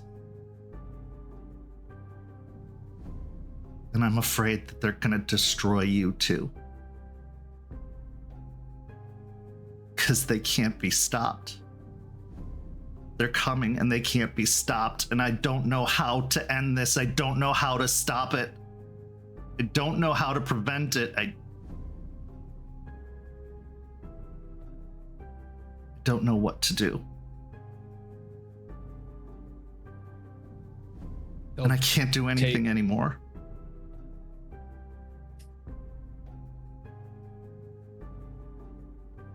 He'll take a moment. You say her words really well. But something about her is also the fact that she wouldn't try and put that onto me. She wouldn't try and make me feel sad. And honestly, I'm a little disappointed. As a story thief from a former thief, you should know your marks better. You try to end stories, but ours are far from over. I expected more.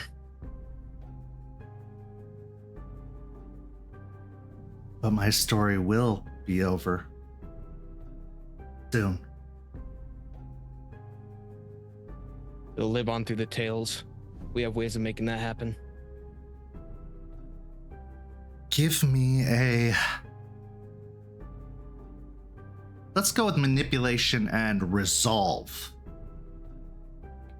With, obviously, reverie.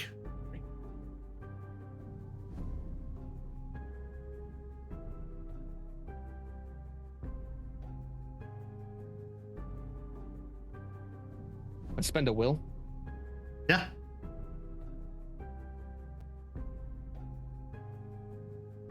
That's 4 with a crit. You're right. They got it all wrong. Olivia never blamed. She narrated. She was good with words. She could beautify some. But she usually drew from fact. She knew the story. And she wouldn't let a story be stolen. She wouldn't let a story be rewritten. She wouldn't let anyone mess with her art. And this is her art. Probably why she never went Hollywood, to be honest, with the way they alter scripts and rewrite them and shove their own narrative in there. Taking out the important parts and leaving whatever the mass market will eat up and pay for. No, her stories had a message. And her message consistently was never give up. Never stop. No matter what it takes.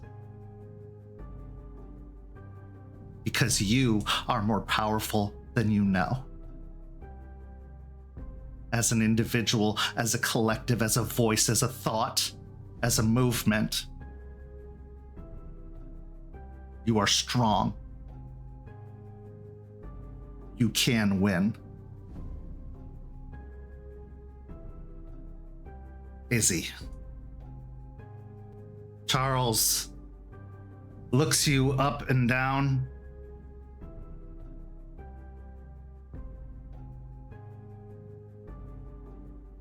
I don't even have to say it, you know. You could never be me.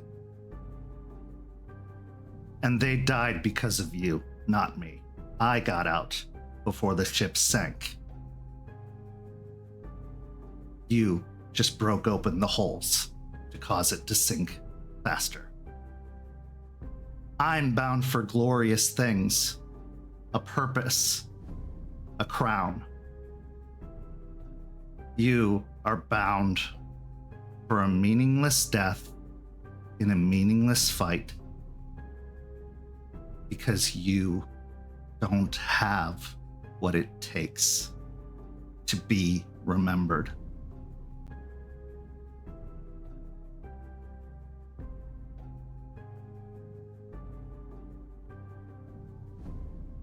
Either you were very quick in getting here, or I don't think you're quite Charles. It's a bit strange hearing that. The words I thought he would say to me when I first showed up at the Sept of the Evening Star. But now,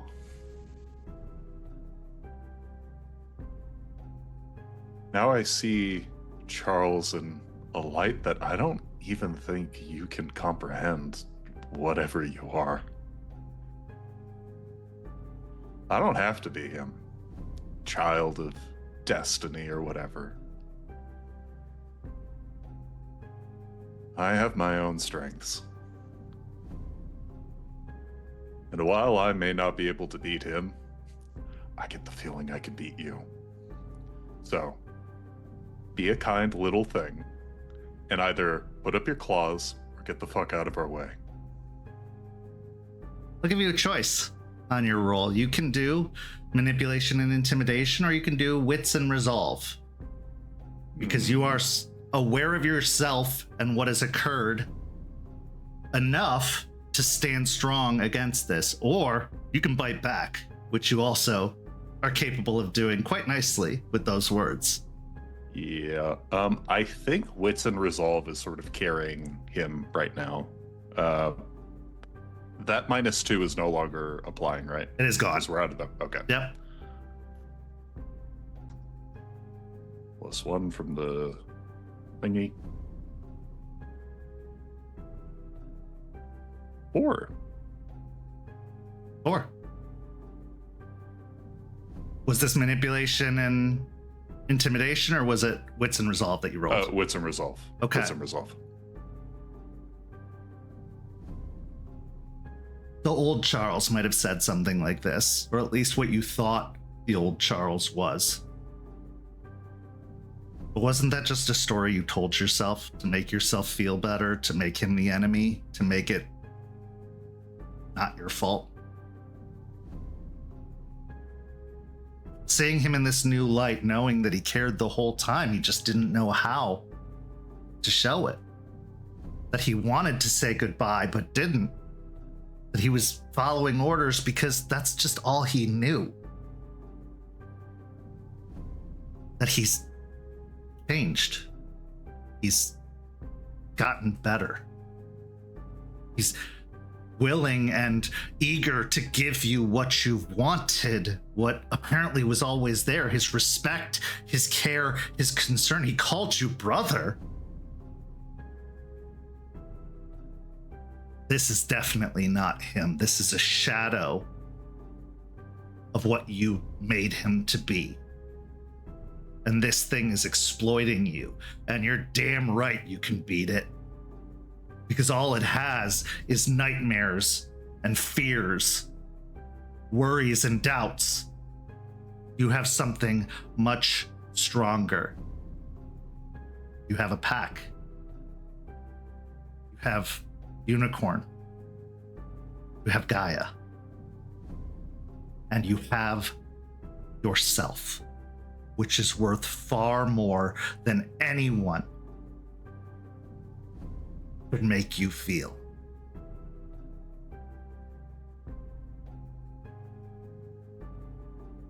Immediately, the figure takes back, and the images, the illusions of these different people fade away, and the mask reforms, the face reforms as it sinks into the mire, dissipating.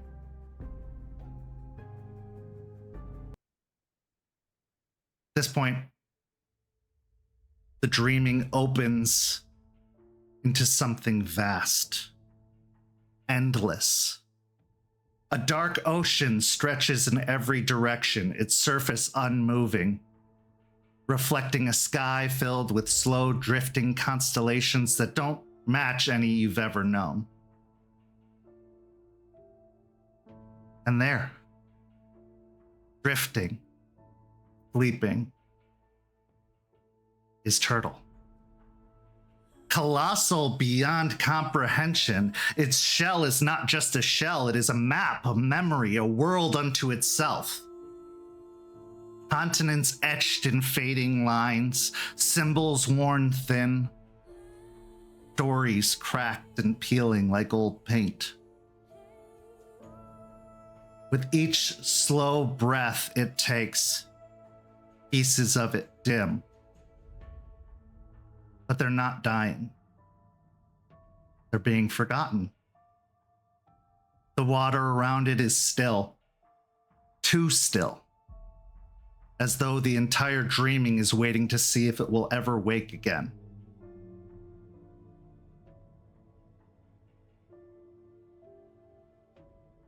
You stand on the shoreline, looking at this massive being of stability and home and creation and defense. Defense, not attack, defend. Too long has the nation been focused on attacking the problem. So focused on attack that it protected nothing. It threw legions at a problem that just kept destroying, doing what it does, eating away. The guru, the numbers, the hope. With no one to defend, how could you ever win? With no shield to protect, how could you ever rest? With no home, what are you even fighting for? For others who will inevitably be eaten away as well, whether it's by the passage of time or by the forces working against you. Home is where the heart is, and that can be a person, that can be a place, that can be a thing. But home is also a concept.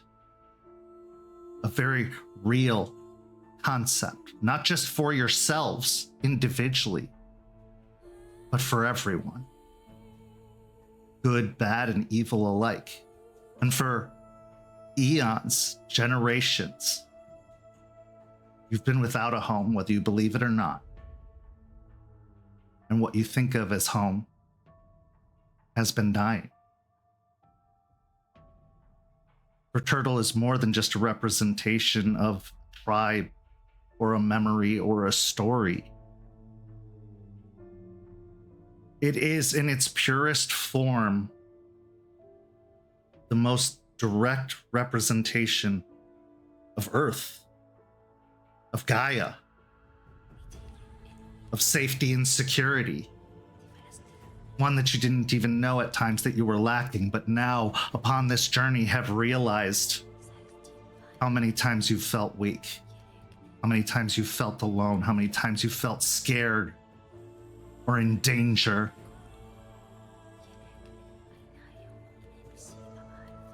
But here it sits, unstirring, asleep,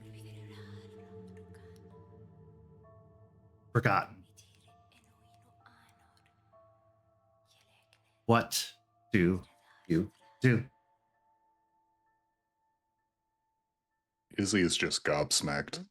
He doesn't have a quip, a witty line. He's just staring up at the gargantuanness of this totem spirit. Aspen lets go of Jester's hand and smiles at her knowingly and just steps back towards Izzy. I'm going to rub. I'm still holding on to Eliza, or was still had a hand over Eliza and rub her back gently as I stand up, giving Aspen a return smile. Looking between Jace and Ravi. So, if this is a story. And he's being erased. How do we make sure the story isn't forgotten?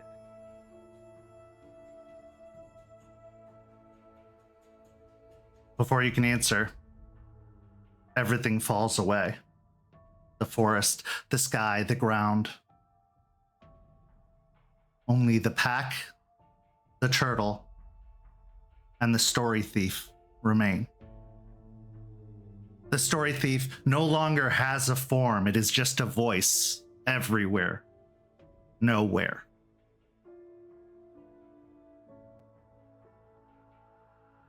This is your moment. It says, almost kindly, Convince me. the turtle does not stir.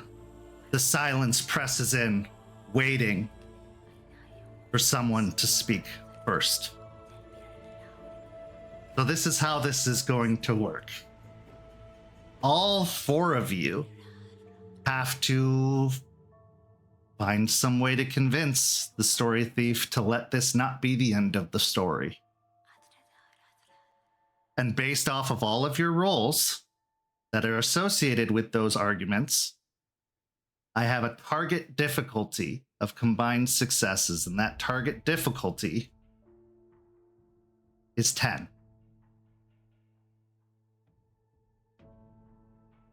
So make your arguments. One at a time, in whatever order you choose.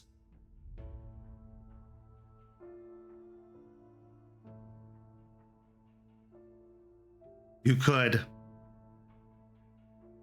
debate. You could change the narrative. You could just simply ask and hope that they have some sort of notion or feeling or compassion in them to allow it. But what would you as an individual do in a moment such as this?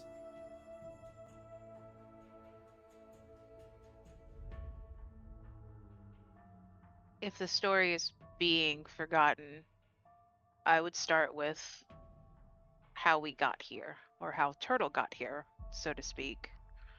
And I'll tell a story. So tell it. Once long ago, there were 3 brothers that roamed this land. The eldest, the middle, and the youngest. And while they held each other in the highest regard, with great love, they would fight as brothers often do. One such quarrel raged for many days and nights, left its mark upon the three of Gaia's children forever. As Luna's light shone full upon the face of Gaia, the three brothers gathered up the top of the highest mountain and in a new made world to pay their respects. Here they spoke of their exploits and accomplishments. The eldest spoke of the river depths and the secrets he'd uncovered there. The middle brother spoke of hearing Gaia's words and the voices of her lesser creatures. From the calling of birds and the soft songs of the turtles, watching the humans as they tend to their herds and plant their fields. And the youngest and most impulsive brother, barely willing to wait his turn, boasted how he bested his brothers in racing the icy northern wind and stalking the great steer of the tundra, how he battled the dark spirits that feasted upon their death cries. Of course, such talk led to arguing, and in turn led to fighting. As the three fell into their warrior forms, half man, half wolf, they battled one another with fang and claw for many days and many nights. Finally, the middle brother broke off from the fight and called to the end of the conflict. He beseeched his brothers they stop wasting their time and let the spirits decide. And so it was agreed. The three brothers would make preparations to enter the spirit world, where they would take a journey and allow the spirits to test them and decide which of them had served Gaia best. The eldest brother found a stream, cold, clear water, and bathed himself in it, washing away any trace of impurity to deter him from achieving his purpose. He thought sometimes how he grew impatient with his middle brother's gentle ways and his younger brother's rash behavior, and he let the water flow over him, and he gave his impatience to the river to carry it away. The middle brother found a valley where the earth was rich, soft, and where he stretched his body out along the ground and placed his ear to the earth so he could hear the steady beating of the earth's heart. He thought the envy of the eldest brother and the vast knowledge and his younger brother's excellence in battle. With each heartbeat, the middle brother let his envy drain and sink into the ground. The youngest brother raced swiftly as he could until he came to the icy land where the great snowstorm raged, turning the air around him white with fury. He thought of how often he grew angry with his eldest brother's superior ways and his middle brother's insistence of the reason rather than action. As the storm pelted him with its fury, he released his anger into the storm and cast it out from him. The three brothers then came together once more and journeyed into the spirit world together. Here they encountered several trials. The youngest brother rushed in headlong to face them regardless of the consequence. The eldest brother always sought the clever solution to every problem, as he was most shrewd among them, and the middle brother, who was often the peacemaker of the three, sought the most honorable solution. Once they stood victorious, their tests completed, they witnessed a vision of a great darkness sweeping over the land, consuming all in its path. Each brother responded as according to their nature when asked what they would do. The little brother vowed to destroy it, the elder brother vowed to study and learn how to defeat it, and the middle brother vowed to do all in its power and sacrifice anything to stop it. Once the vision ended, they were greeted by Gaia, this Mother Nature herself. She praised all the brothers for the deeds, for they had all earned equal renown, the elder brother receiving it in wisdom, the youngest in glory, and the middle brother in honor. But when she presented the middle brother with the honor, she wept, and he asked why she wept. And she warned him that he should never mistake the pride for honor. And you see, that's what we're here for, because the Croatan and Turtle didn't ask for the help of his brothers. They just chose to sacrifice themselves out of pride that they would do it first. And so that's how that story ended, but that doesn't mean Turtle's story ends. turtle story can continue so that we can all be reunited again and learn from that mistake of valuing pride over honor and not accepting help.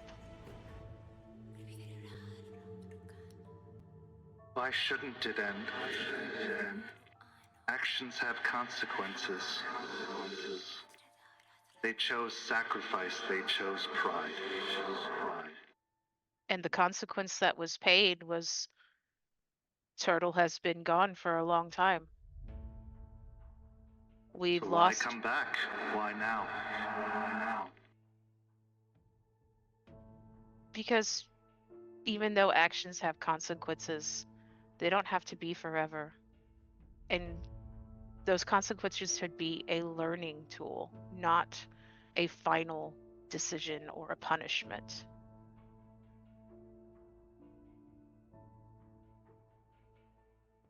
Mistakes should be learned from.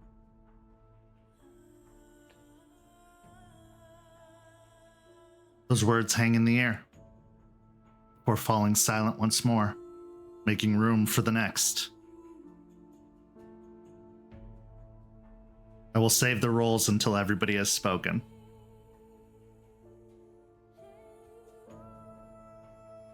Jace will kind of step forward. Does Turtle look in pain at all? I would say they look very passive. Okay. Drained but passive. Sleeping. You can tell me no, but would mind speak work? Because I can see Turtle. Would I be able to connect to Turtle's mind? You can attempt to. Okay. Now, all gifts in the dreaming cost an extra willpower. Yep. So if you wish to spend it and to make the attempt, you can. And give it a whirl. Does Reverie go into this gift, or is it just the dice pool? I'll allow it for this purpose.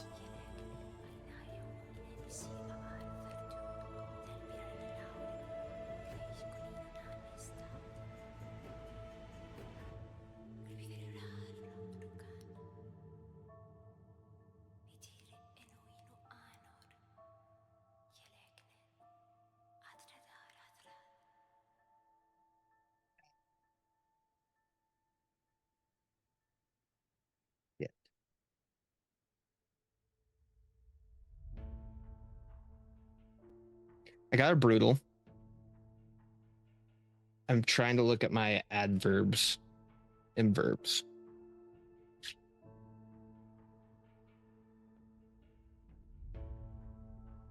Can I argue ritualistically infiltrating their mind?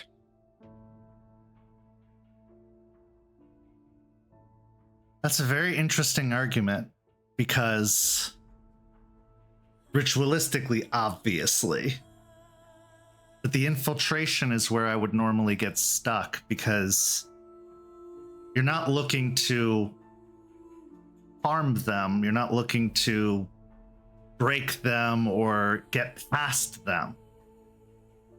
But you are trying to get past the story thief. So I will allow it. So that would be 8 then. Okay. As you focus on Turtle, pushing out the influence of the story thief, pushing out all of this forgetfulness,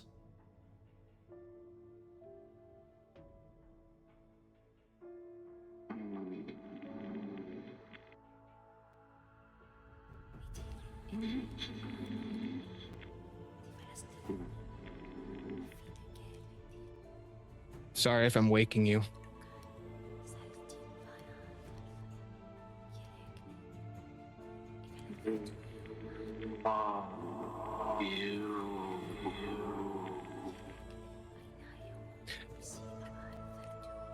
You probably don't know, but I know who you are. I'm Jason Thorne. I'm a Theurge of the Bonar. and you have been lost for a very, very long time. And this place has kept you here. And everything here is based on a story, a narrative, and I have this suspicion that if you don't change your end of it, if you don't adjust the narrative you have, you're going to be here for even longer.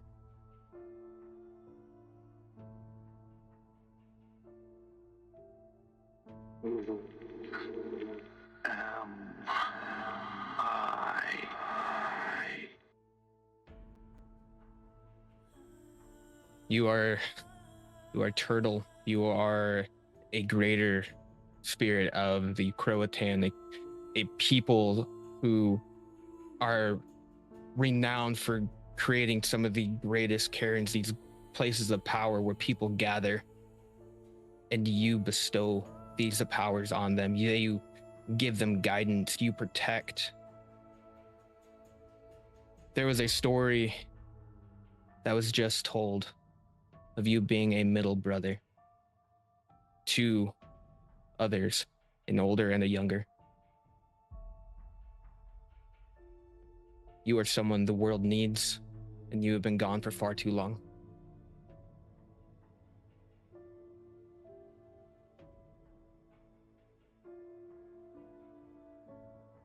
Okay, we'll come back to that.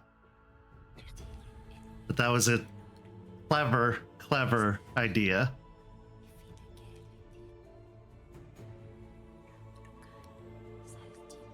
Aspen?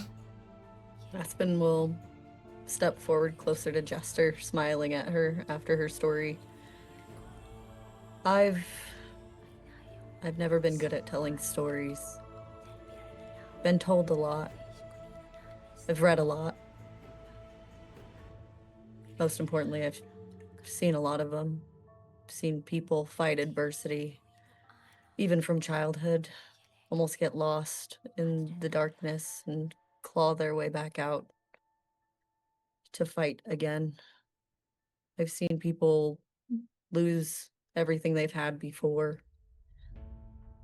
and decide that them being here meant that their memories would move along. Some people who have blamed others for their stories became back stronger and have started writing their own stories now. I've heard stories of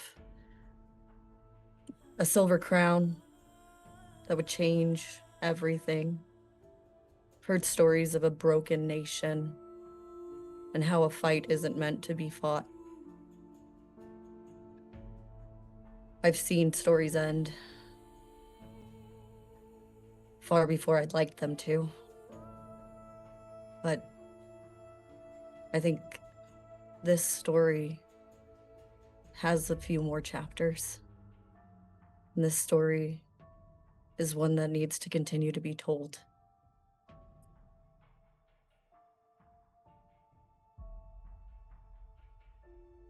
Why? Why not just let it end? All things end. All things must end. Or they just go on, losing the narrative, losing the purpose, becoming meaningless. What difference will this one make? Why not let it die? There's a lot of stories that should end and do end, and some stories that should have kept going that didn't. But this is a story that people want to hear and that people need to hear, because stories give different lessons. And this is one of hope. And if it dies here, hope dies here too.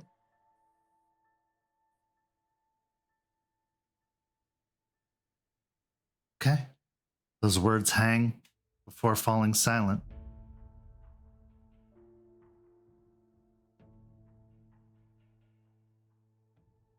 Izzy, realizing he's more or less the last to speak, steps forward to this story stealer and tries to open with a bravado, a mighty boast, the Arun in him crying out to threaten it to let Turtle go, to let us go home with our prize. And then the thoughts creep in of how many times has he heard stories of the Garu try just that? Just bluster and claw and strength, anger. And Unicorn's colorful vision creeps into the corner of his eye as he looks down at his own feet and tries to live up to that expectation and entreat with the spirit directly, as much as it can be said to be a spirit. I take it you're not going to hold it against me when I told you to get the fuck out of our way, right? I expected nothing less. That's good. Because we kind of need Turtle. Well, the world needs Turtle. And I'm honestly interested in why you're clawing so hard to keep it. I'm not clawing at anything. The world has forgotten him. This is just the natural course of forgetting.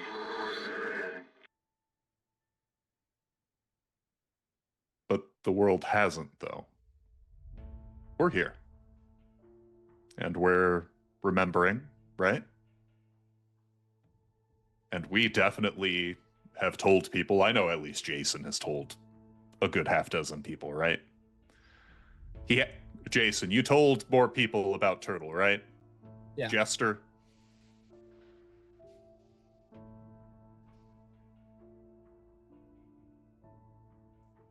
How can you remember something you didn't truly know? Well, that's the thing I kind of don't get about spirits. It doesn't seem to affect them that way. Like when one of us dies, we're more or less gone. We have stories to remember us, and we live on in that way, but the rage, the essence, that goes back to Gaia and comes out again. And I'm willing to bet Turtle's kind of the same way, so who's to say Turtle didn't already die? And this is a new Turtle, one that has borne its scars of sacrifice. And Kent, at this point, I don't know if it's applicable, but Izzy has the right of the sacred scar. And Turtle is a creature that has borne sacrifice. I'm willing to bet that there has to be an overlap here, I'm begging you. Yeah, I think so. I think there is an overlap, and I think that you can make the right roll as your roll for this. So, Jester, resolve and performance, storytelling. Aspen, resolve and persuasion. Jace, resolve and insight.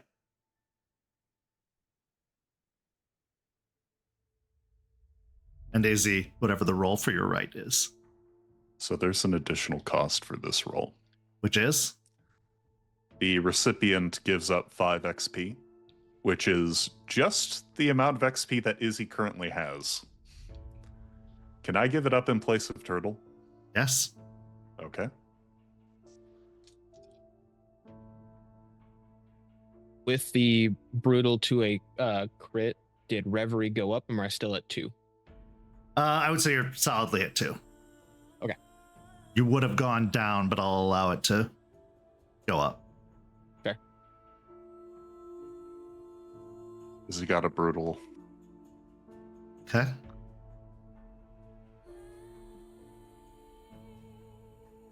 So what I'm going to say is, Izzy, you're still going to lose the 5 XP, but your successes will not contribute to the total.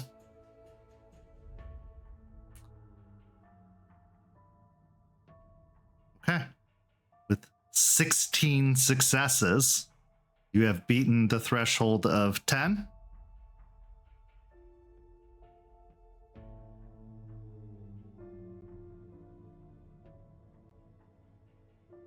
You would continue this story. You would see Turtle returned. That is your wish.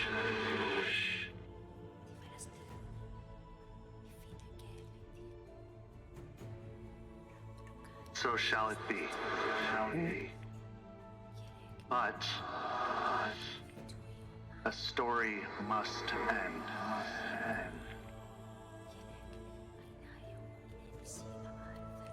To return what is forgotten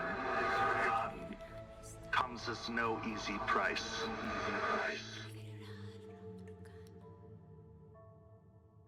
What story should end in its place?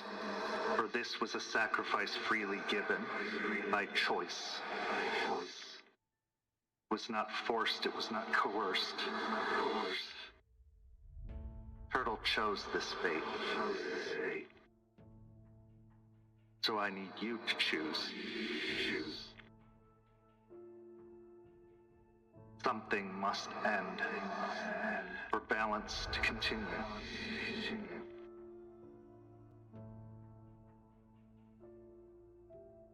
Izzy will look back to the pack and shrug and go, "Do you think we could say that this adventure counts?"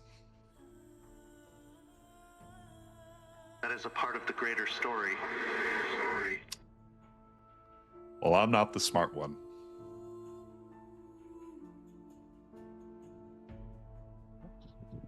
Any story? One of value. Because I know a few people's story that should probably end at this point.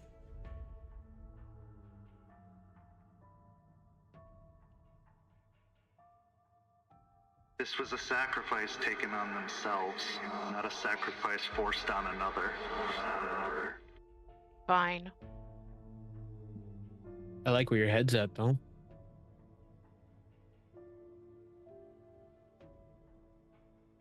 Look over towards Aspen. What do you think, boss? I think it's unfortunate. She'll kind of like look to the space above her because it is everywhere and nowhere. Us sacrificing a story sacrifices somebody else's stories as well. So the moment we sacrifice something, we're sacrificing it for somebody else. And by his words alone, we can't sacrifice somebody else's story. Not necessarily true.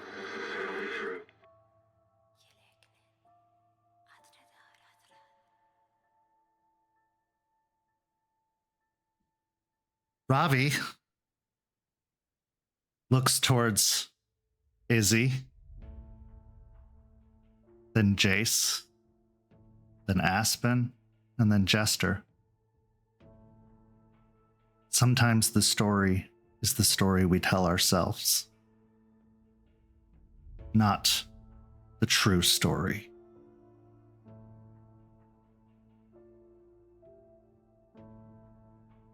Our narrative of events is a story unto itself, aside from the events that occurred.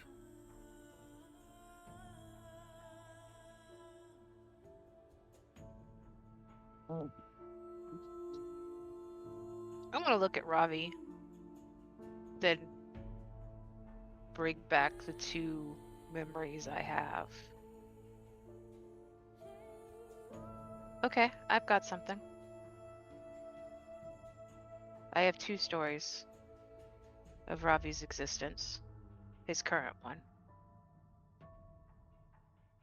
I'd like to sacrifice the one where he died.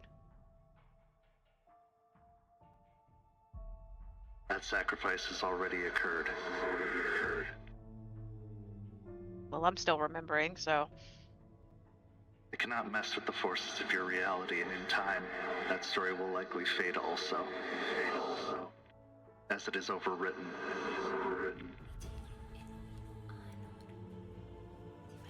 I have a thought. Could change a lot of things, but we decide to leave places better than how we found them, right? yes. Yeah. What if we rewrite the story of the cairn, the old one?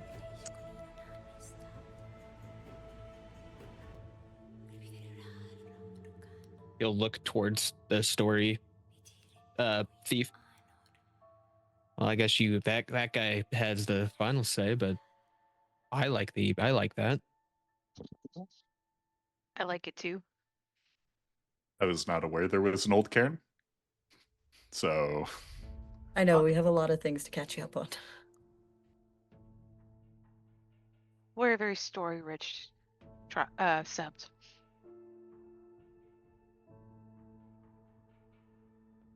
I'm not sure you're completely aware of the consequences that would come from that. That story upset the spirits. The upset spirits brought dreams and decay to Florida. Aspen gets really frustrated at this point. Then you tell me, all-knowing storyteller, what is a worthy story to be sacrificed? Because again, they all have consequences that we have no idea the ramifications of. It is a perfectly worthy story. If that is the one you wish to sacrifice, you may do so. I'm just telling you of the potential implications of that sacrifice. Not judging, not deciding. Just making sure you're fully aware how the story ends. At least he's nicer than the last one. They didn't even tell us we were fully aware. I really thought I was gonna like it here. I was Yeah. very heavily mistaken. I'm gonna look into Eliza, who's been quiet. What are your thoughts on this?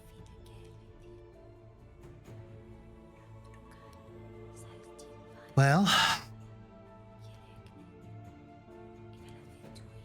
I know plenty of stories that should end, but those stories that, if forgotten, change who we are. Every moment shaped us to this moment. Every moment brought us here. And not knowing the effects of what sacrificing and erasing would do, I'm as lost as you are on this one. This is not in my wheelhouse.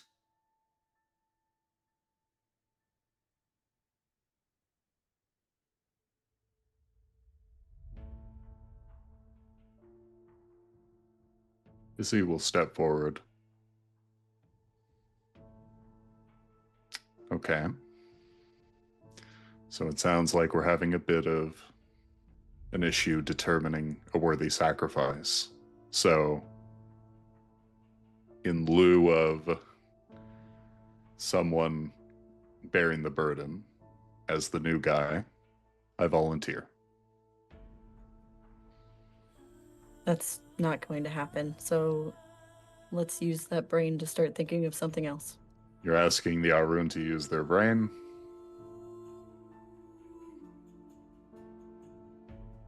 Yep, she's thought- asking you to step out of your comfort zone. You can be something more than just a worthy sacrifice.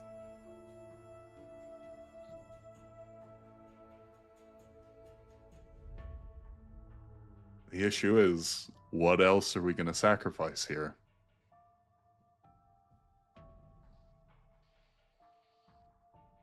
Last time I sacrificed something, it had large ramifications. Yeah, I imagine it would. Eliza looks towards Jace, but there was also good that came from it.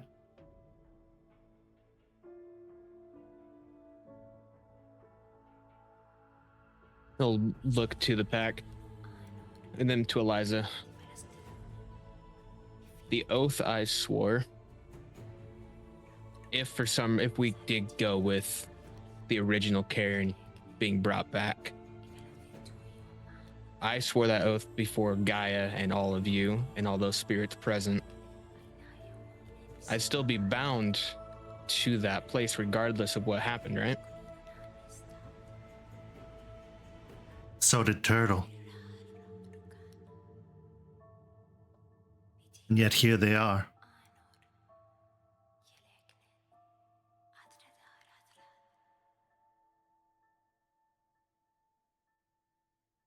What did you have in mind, Isidoro?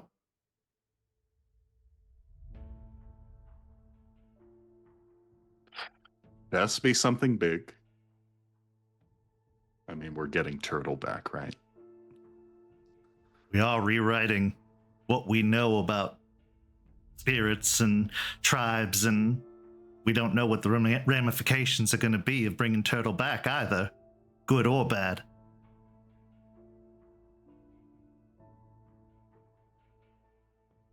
Izzy will look to the story stealer. So would it be my whole life or a part of it? A life is made up of many stories. No one story tells the story of a life. Just double checking.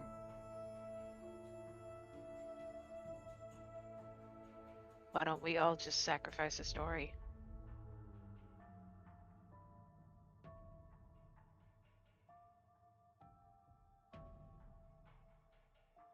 That way, not one person does bear the burden, but it doesn't have to be all the same story. If you choose this course of action, could lessen the impact. The memory of a face, or a place, or an event.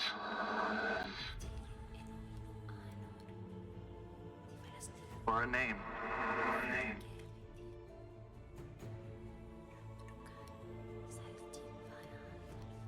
But keep in mind, it will be ended. It cannot be brought back, it cannot be reminded. It's as if it never happened.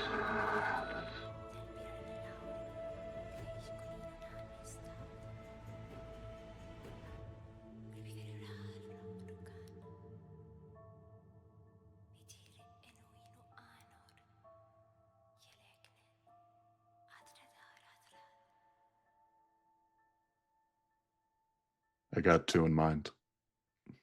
She looks to Jester. It's a pretty big one. What, the one you have? Yeah. Could really go for more than just us. Which one? Aiden. That's huge. I think it's enough for all of us. We lose Aiden. We lose his memory. But that's what he is now.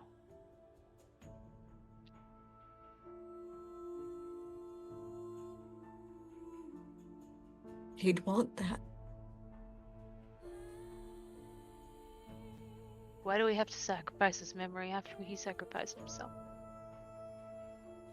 Because it has to mean something. If it doesn't, if we don't remember. But he'll know. We won't. I know. Will he exist after that? I don't know. I don't know what it all means. It has to be something else. I can't think of anything bigger.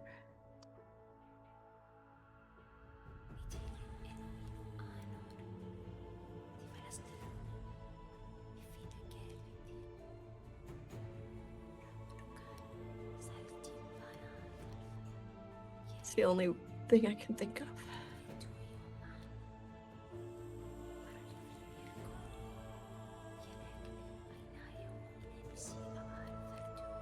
And I really do think he'd want to help one more time.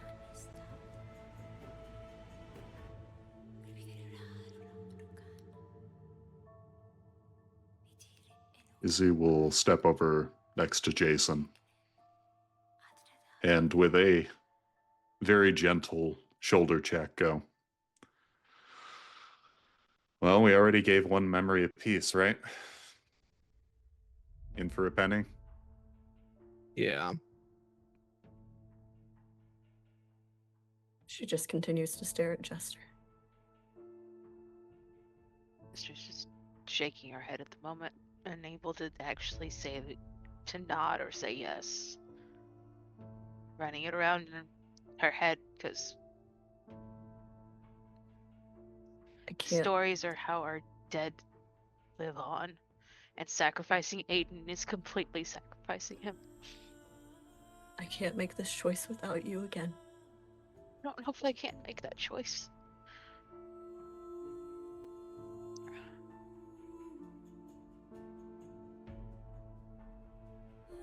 Look too desperately to Izzy and Jason, hoping they have something. Like I said, I got two. One big, one small. And at the word small, you can see he really bites at his own lip when he says it.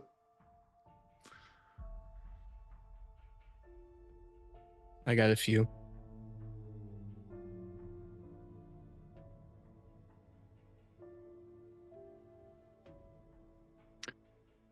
Aspen, you're the head of this pack.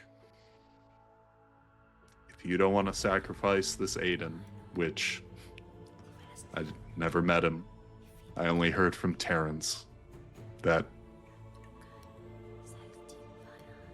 Aiden meant a lot to him. You just say the word, Jason and I will probably shoulder what we can. We got it. Look desperately to Aspen. Trust them? Not Aiden. I don't know if it'll be enough, but we could try. Let's try. Let's not do it again, because there's so many people that remember Aiden. I don't want them to forget him. There's so many people that were saved because of turtle sacrifice too.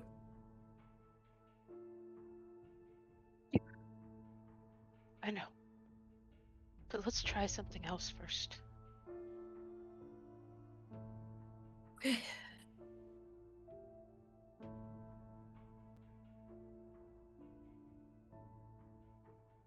Step forward. Give you the Izzy story of Johnson. how I got my name, Dreams in Decay.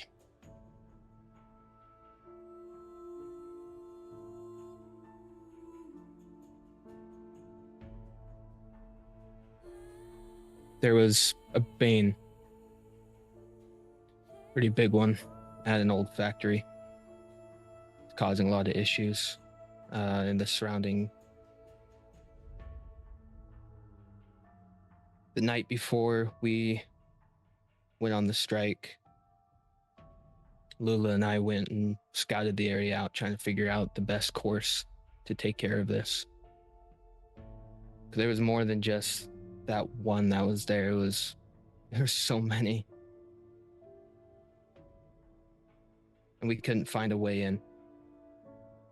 And we went back to the pack and told Denton. He said we would find it, figure it out once we got there.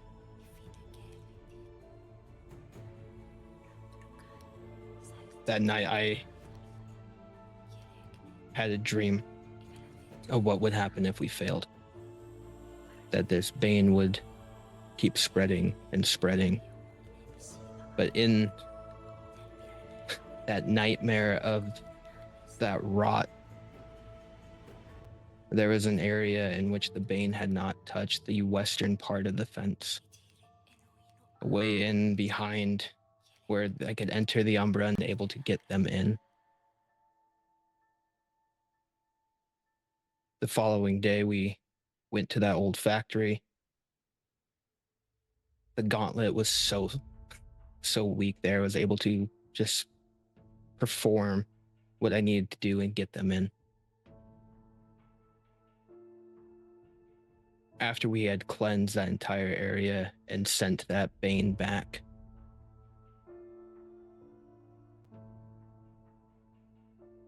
Olivia at that point had given me the name Dreams in Decay. But this wasn't the first time I'd had dreams where they had shown ways to get past corruption and rot to have a better outcome. And from that point, I was known within the echoing roots as Dreams in Decay, and to this pack as Dreams in Decay. And I'm willing to give up the knowledge of that name. And the name? A large sacrifice requires another large one. Giving up the namesake, the deed name behind it. The story is one thing, but the name is what holds the merit to it.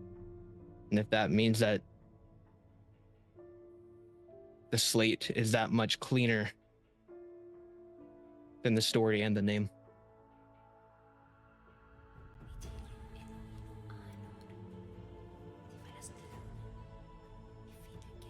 This is acceptable.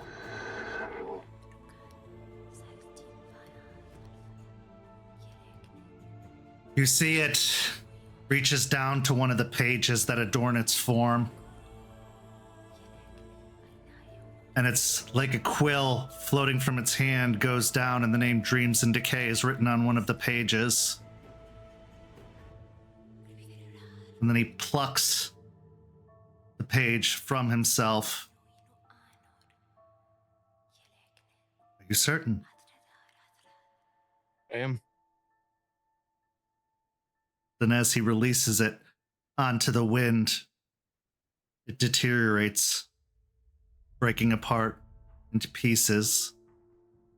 And the memory, all of the memories you all have of every time you called him Dreams in Decay, every time he was referred to as Dreams in Decay, grow hazy and fade as the paper shrivels and breaks apart.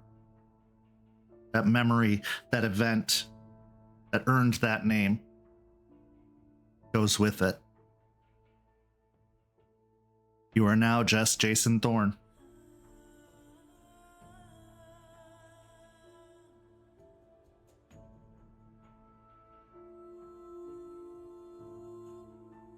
At that point, Story Thief nods, and it too starts to just break apart, moving down from the bottom all the way up to the mask or the face, which breaks apart with it. And at this point, Turtle's eyes blink open, and it takes a huge breath in. And in a flash, you find yourselves back at the cairn. The dreaming is an interesting place because it messes with time and space, our notion of how things are and how things should be. Things have indeed changed in Tampa, in the cairn. As you arrive, it is almost unfamiliar to you. Why, you ask? Because instead of weeds and dead, decaying grass in the clearing, it is lush, fertile, filled with a sea of green, as rich and as deep as green can be. The trees are budded with the most brilliant of leaves.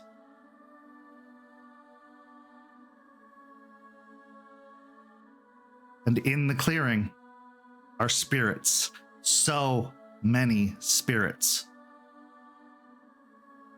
Surrounding Turtle in the center of the clearing. All of the spirits have taken a knee surrounding him.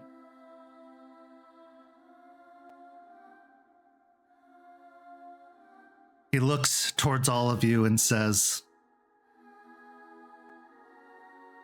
Thank you. I had forgotten myself, but I will not forget this kindness.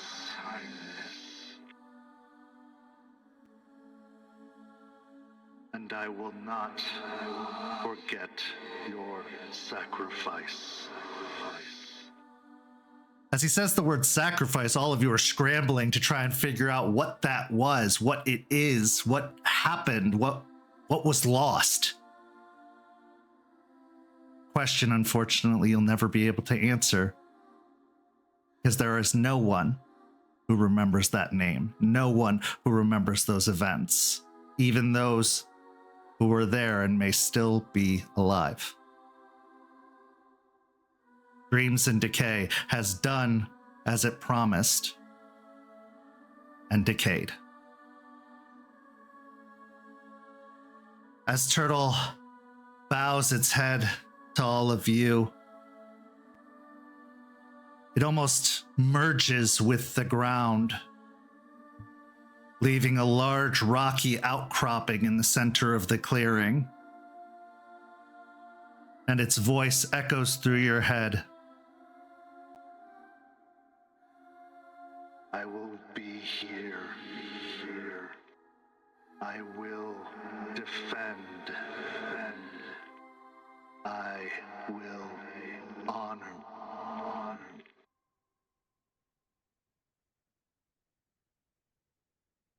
As that happens, your minds are filled with knowledge, power, with memory.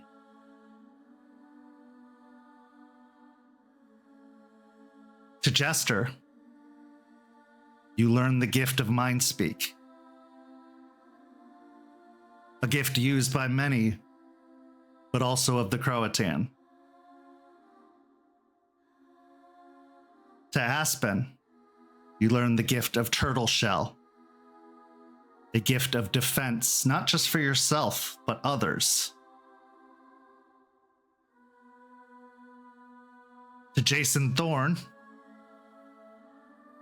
you learn Call Earth Spirit, a gift that will allow you to usher forth the earth itself to defend.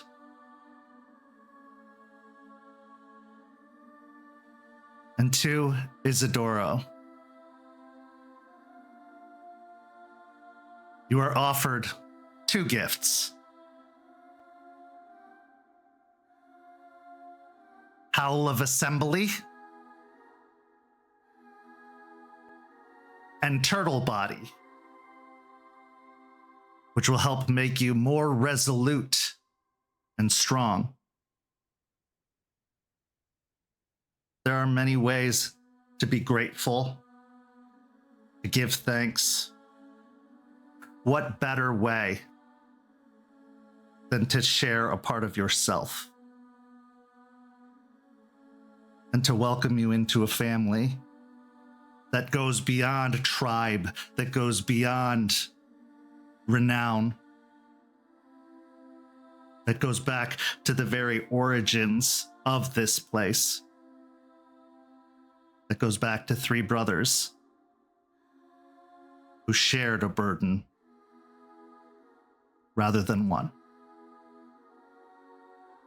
This is where our story comes to a close this evening, but not without one last scene.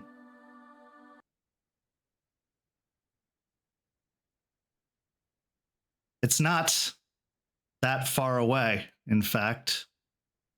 It's in this lush and rich cairn full of power and might. The pack standing nearby, taking in all that's occurred, all that's been.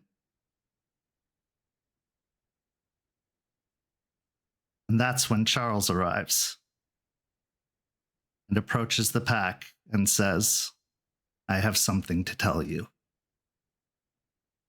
And it's not good.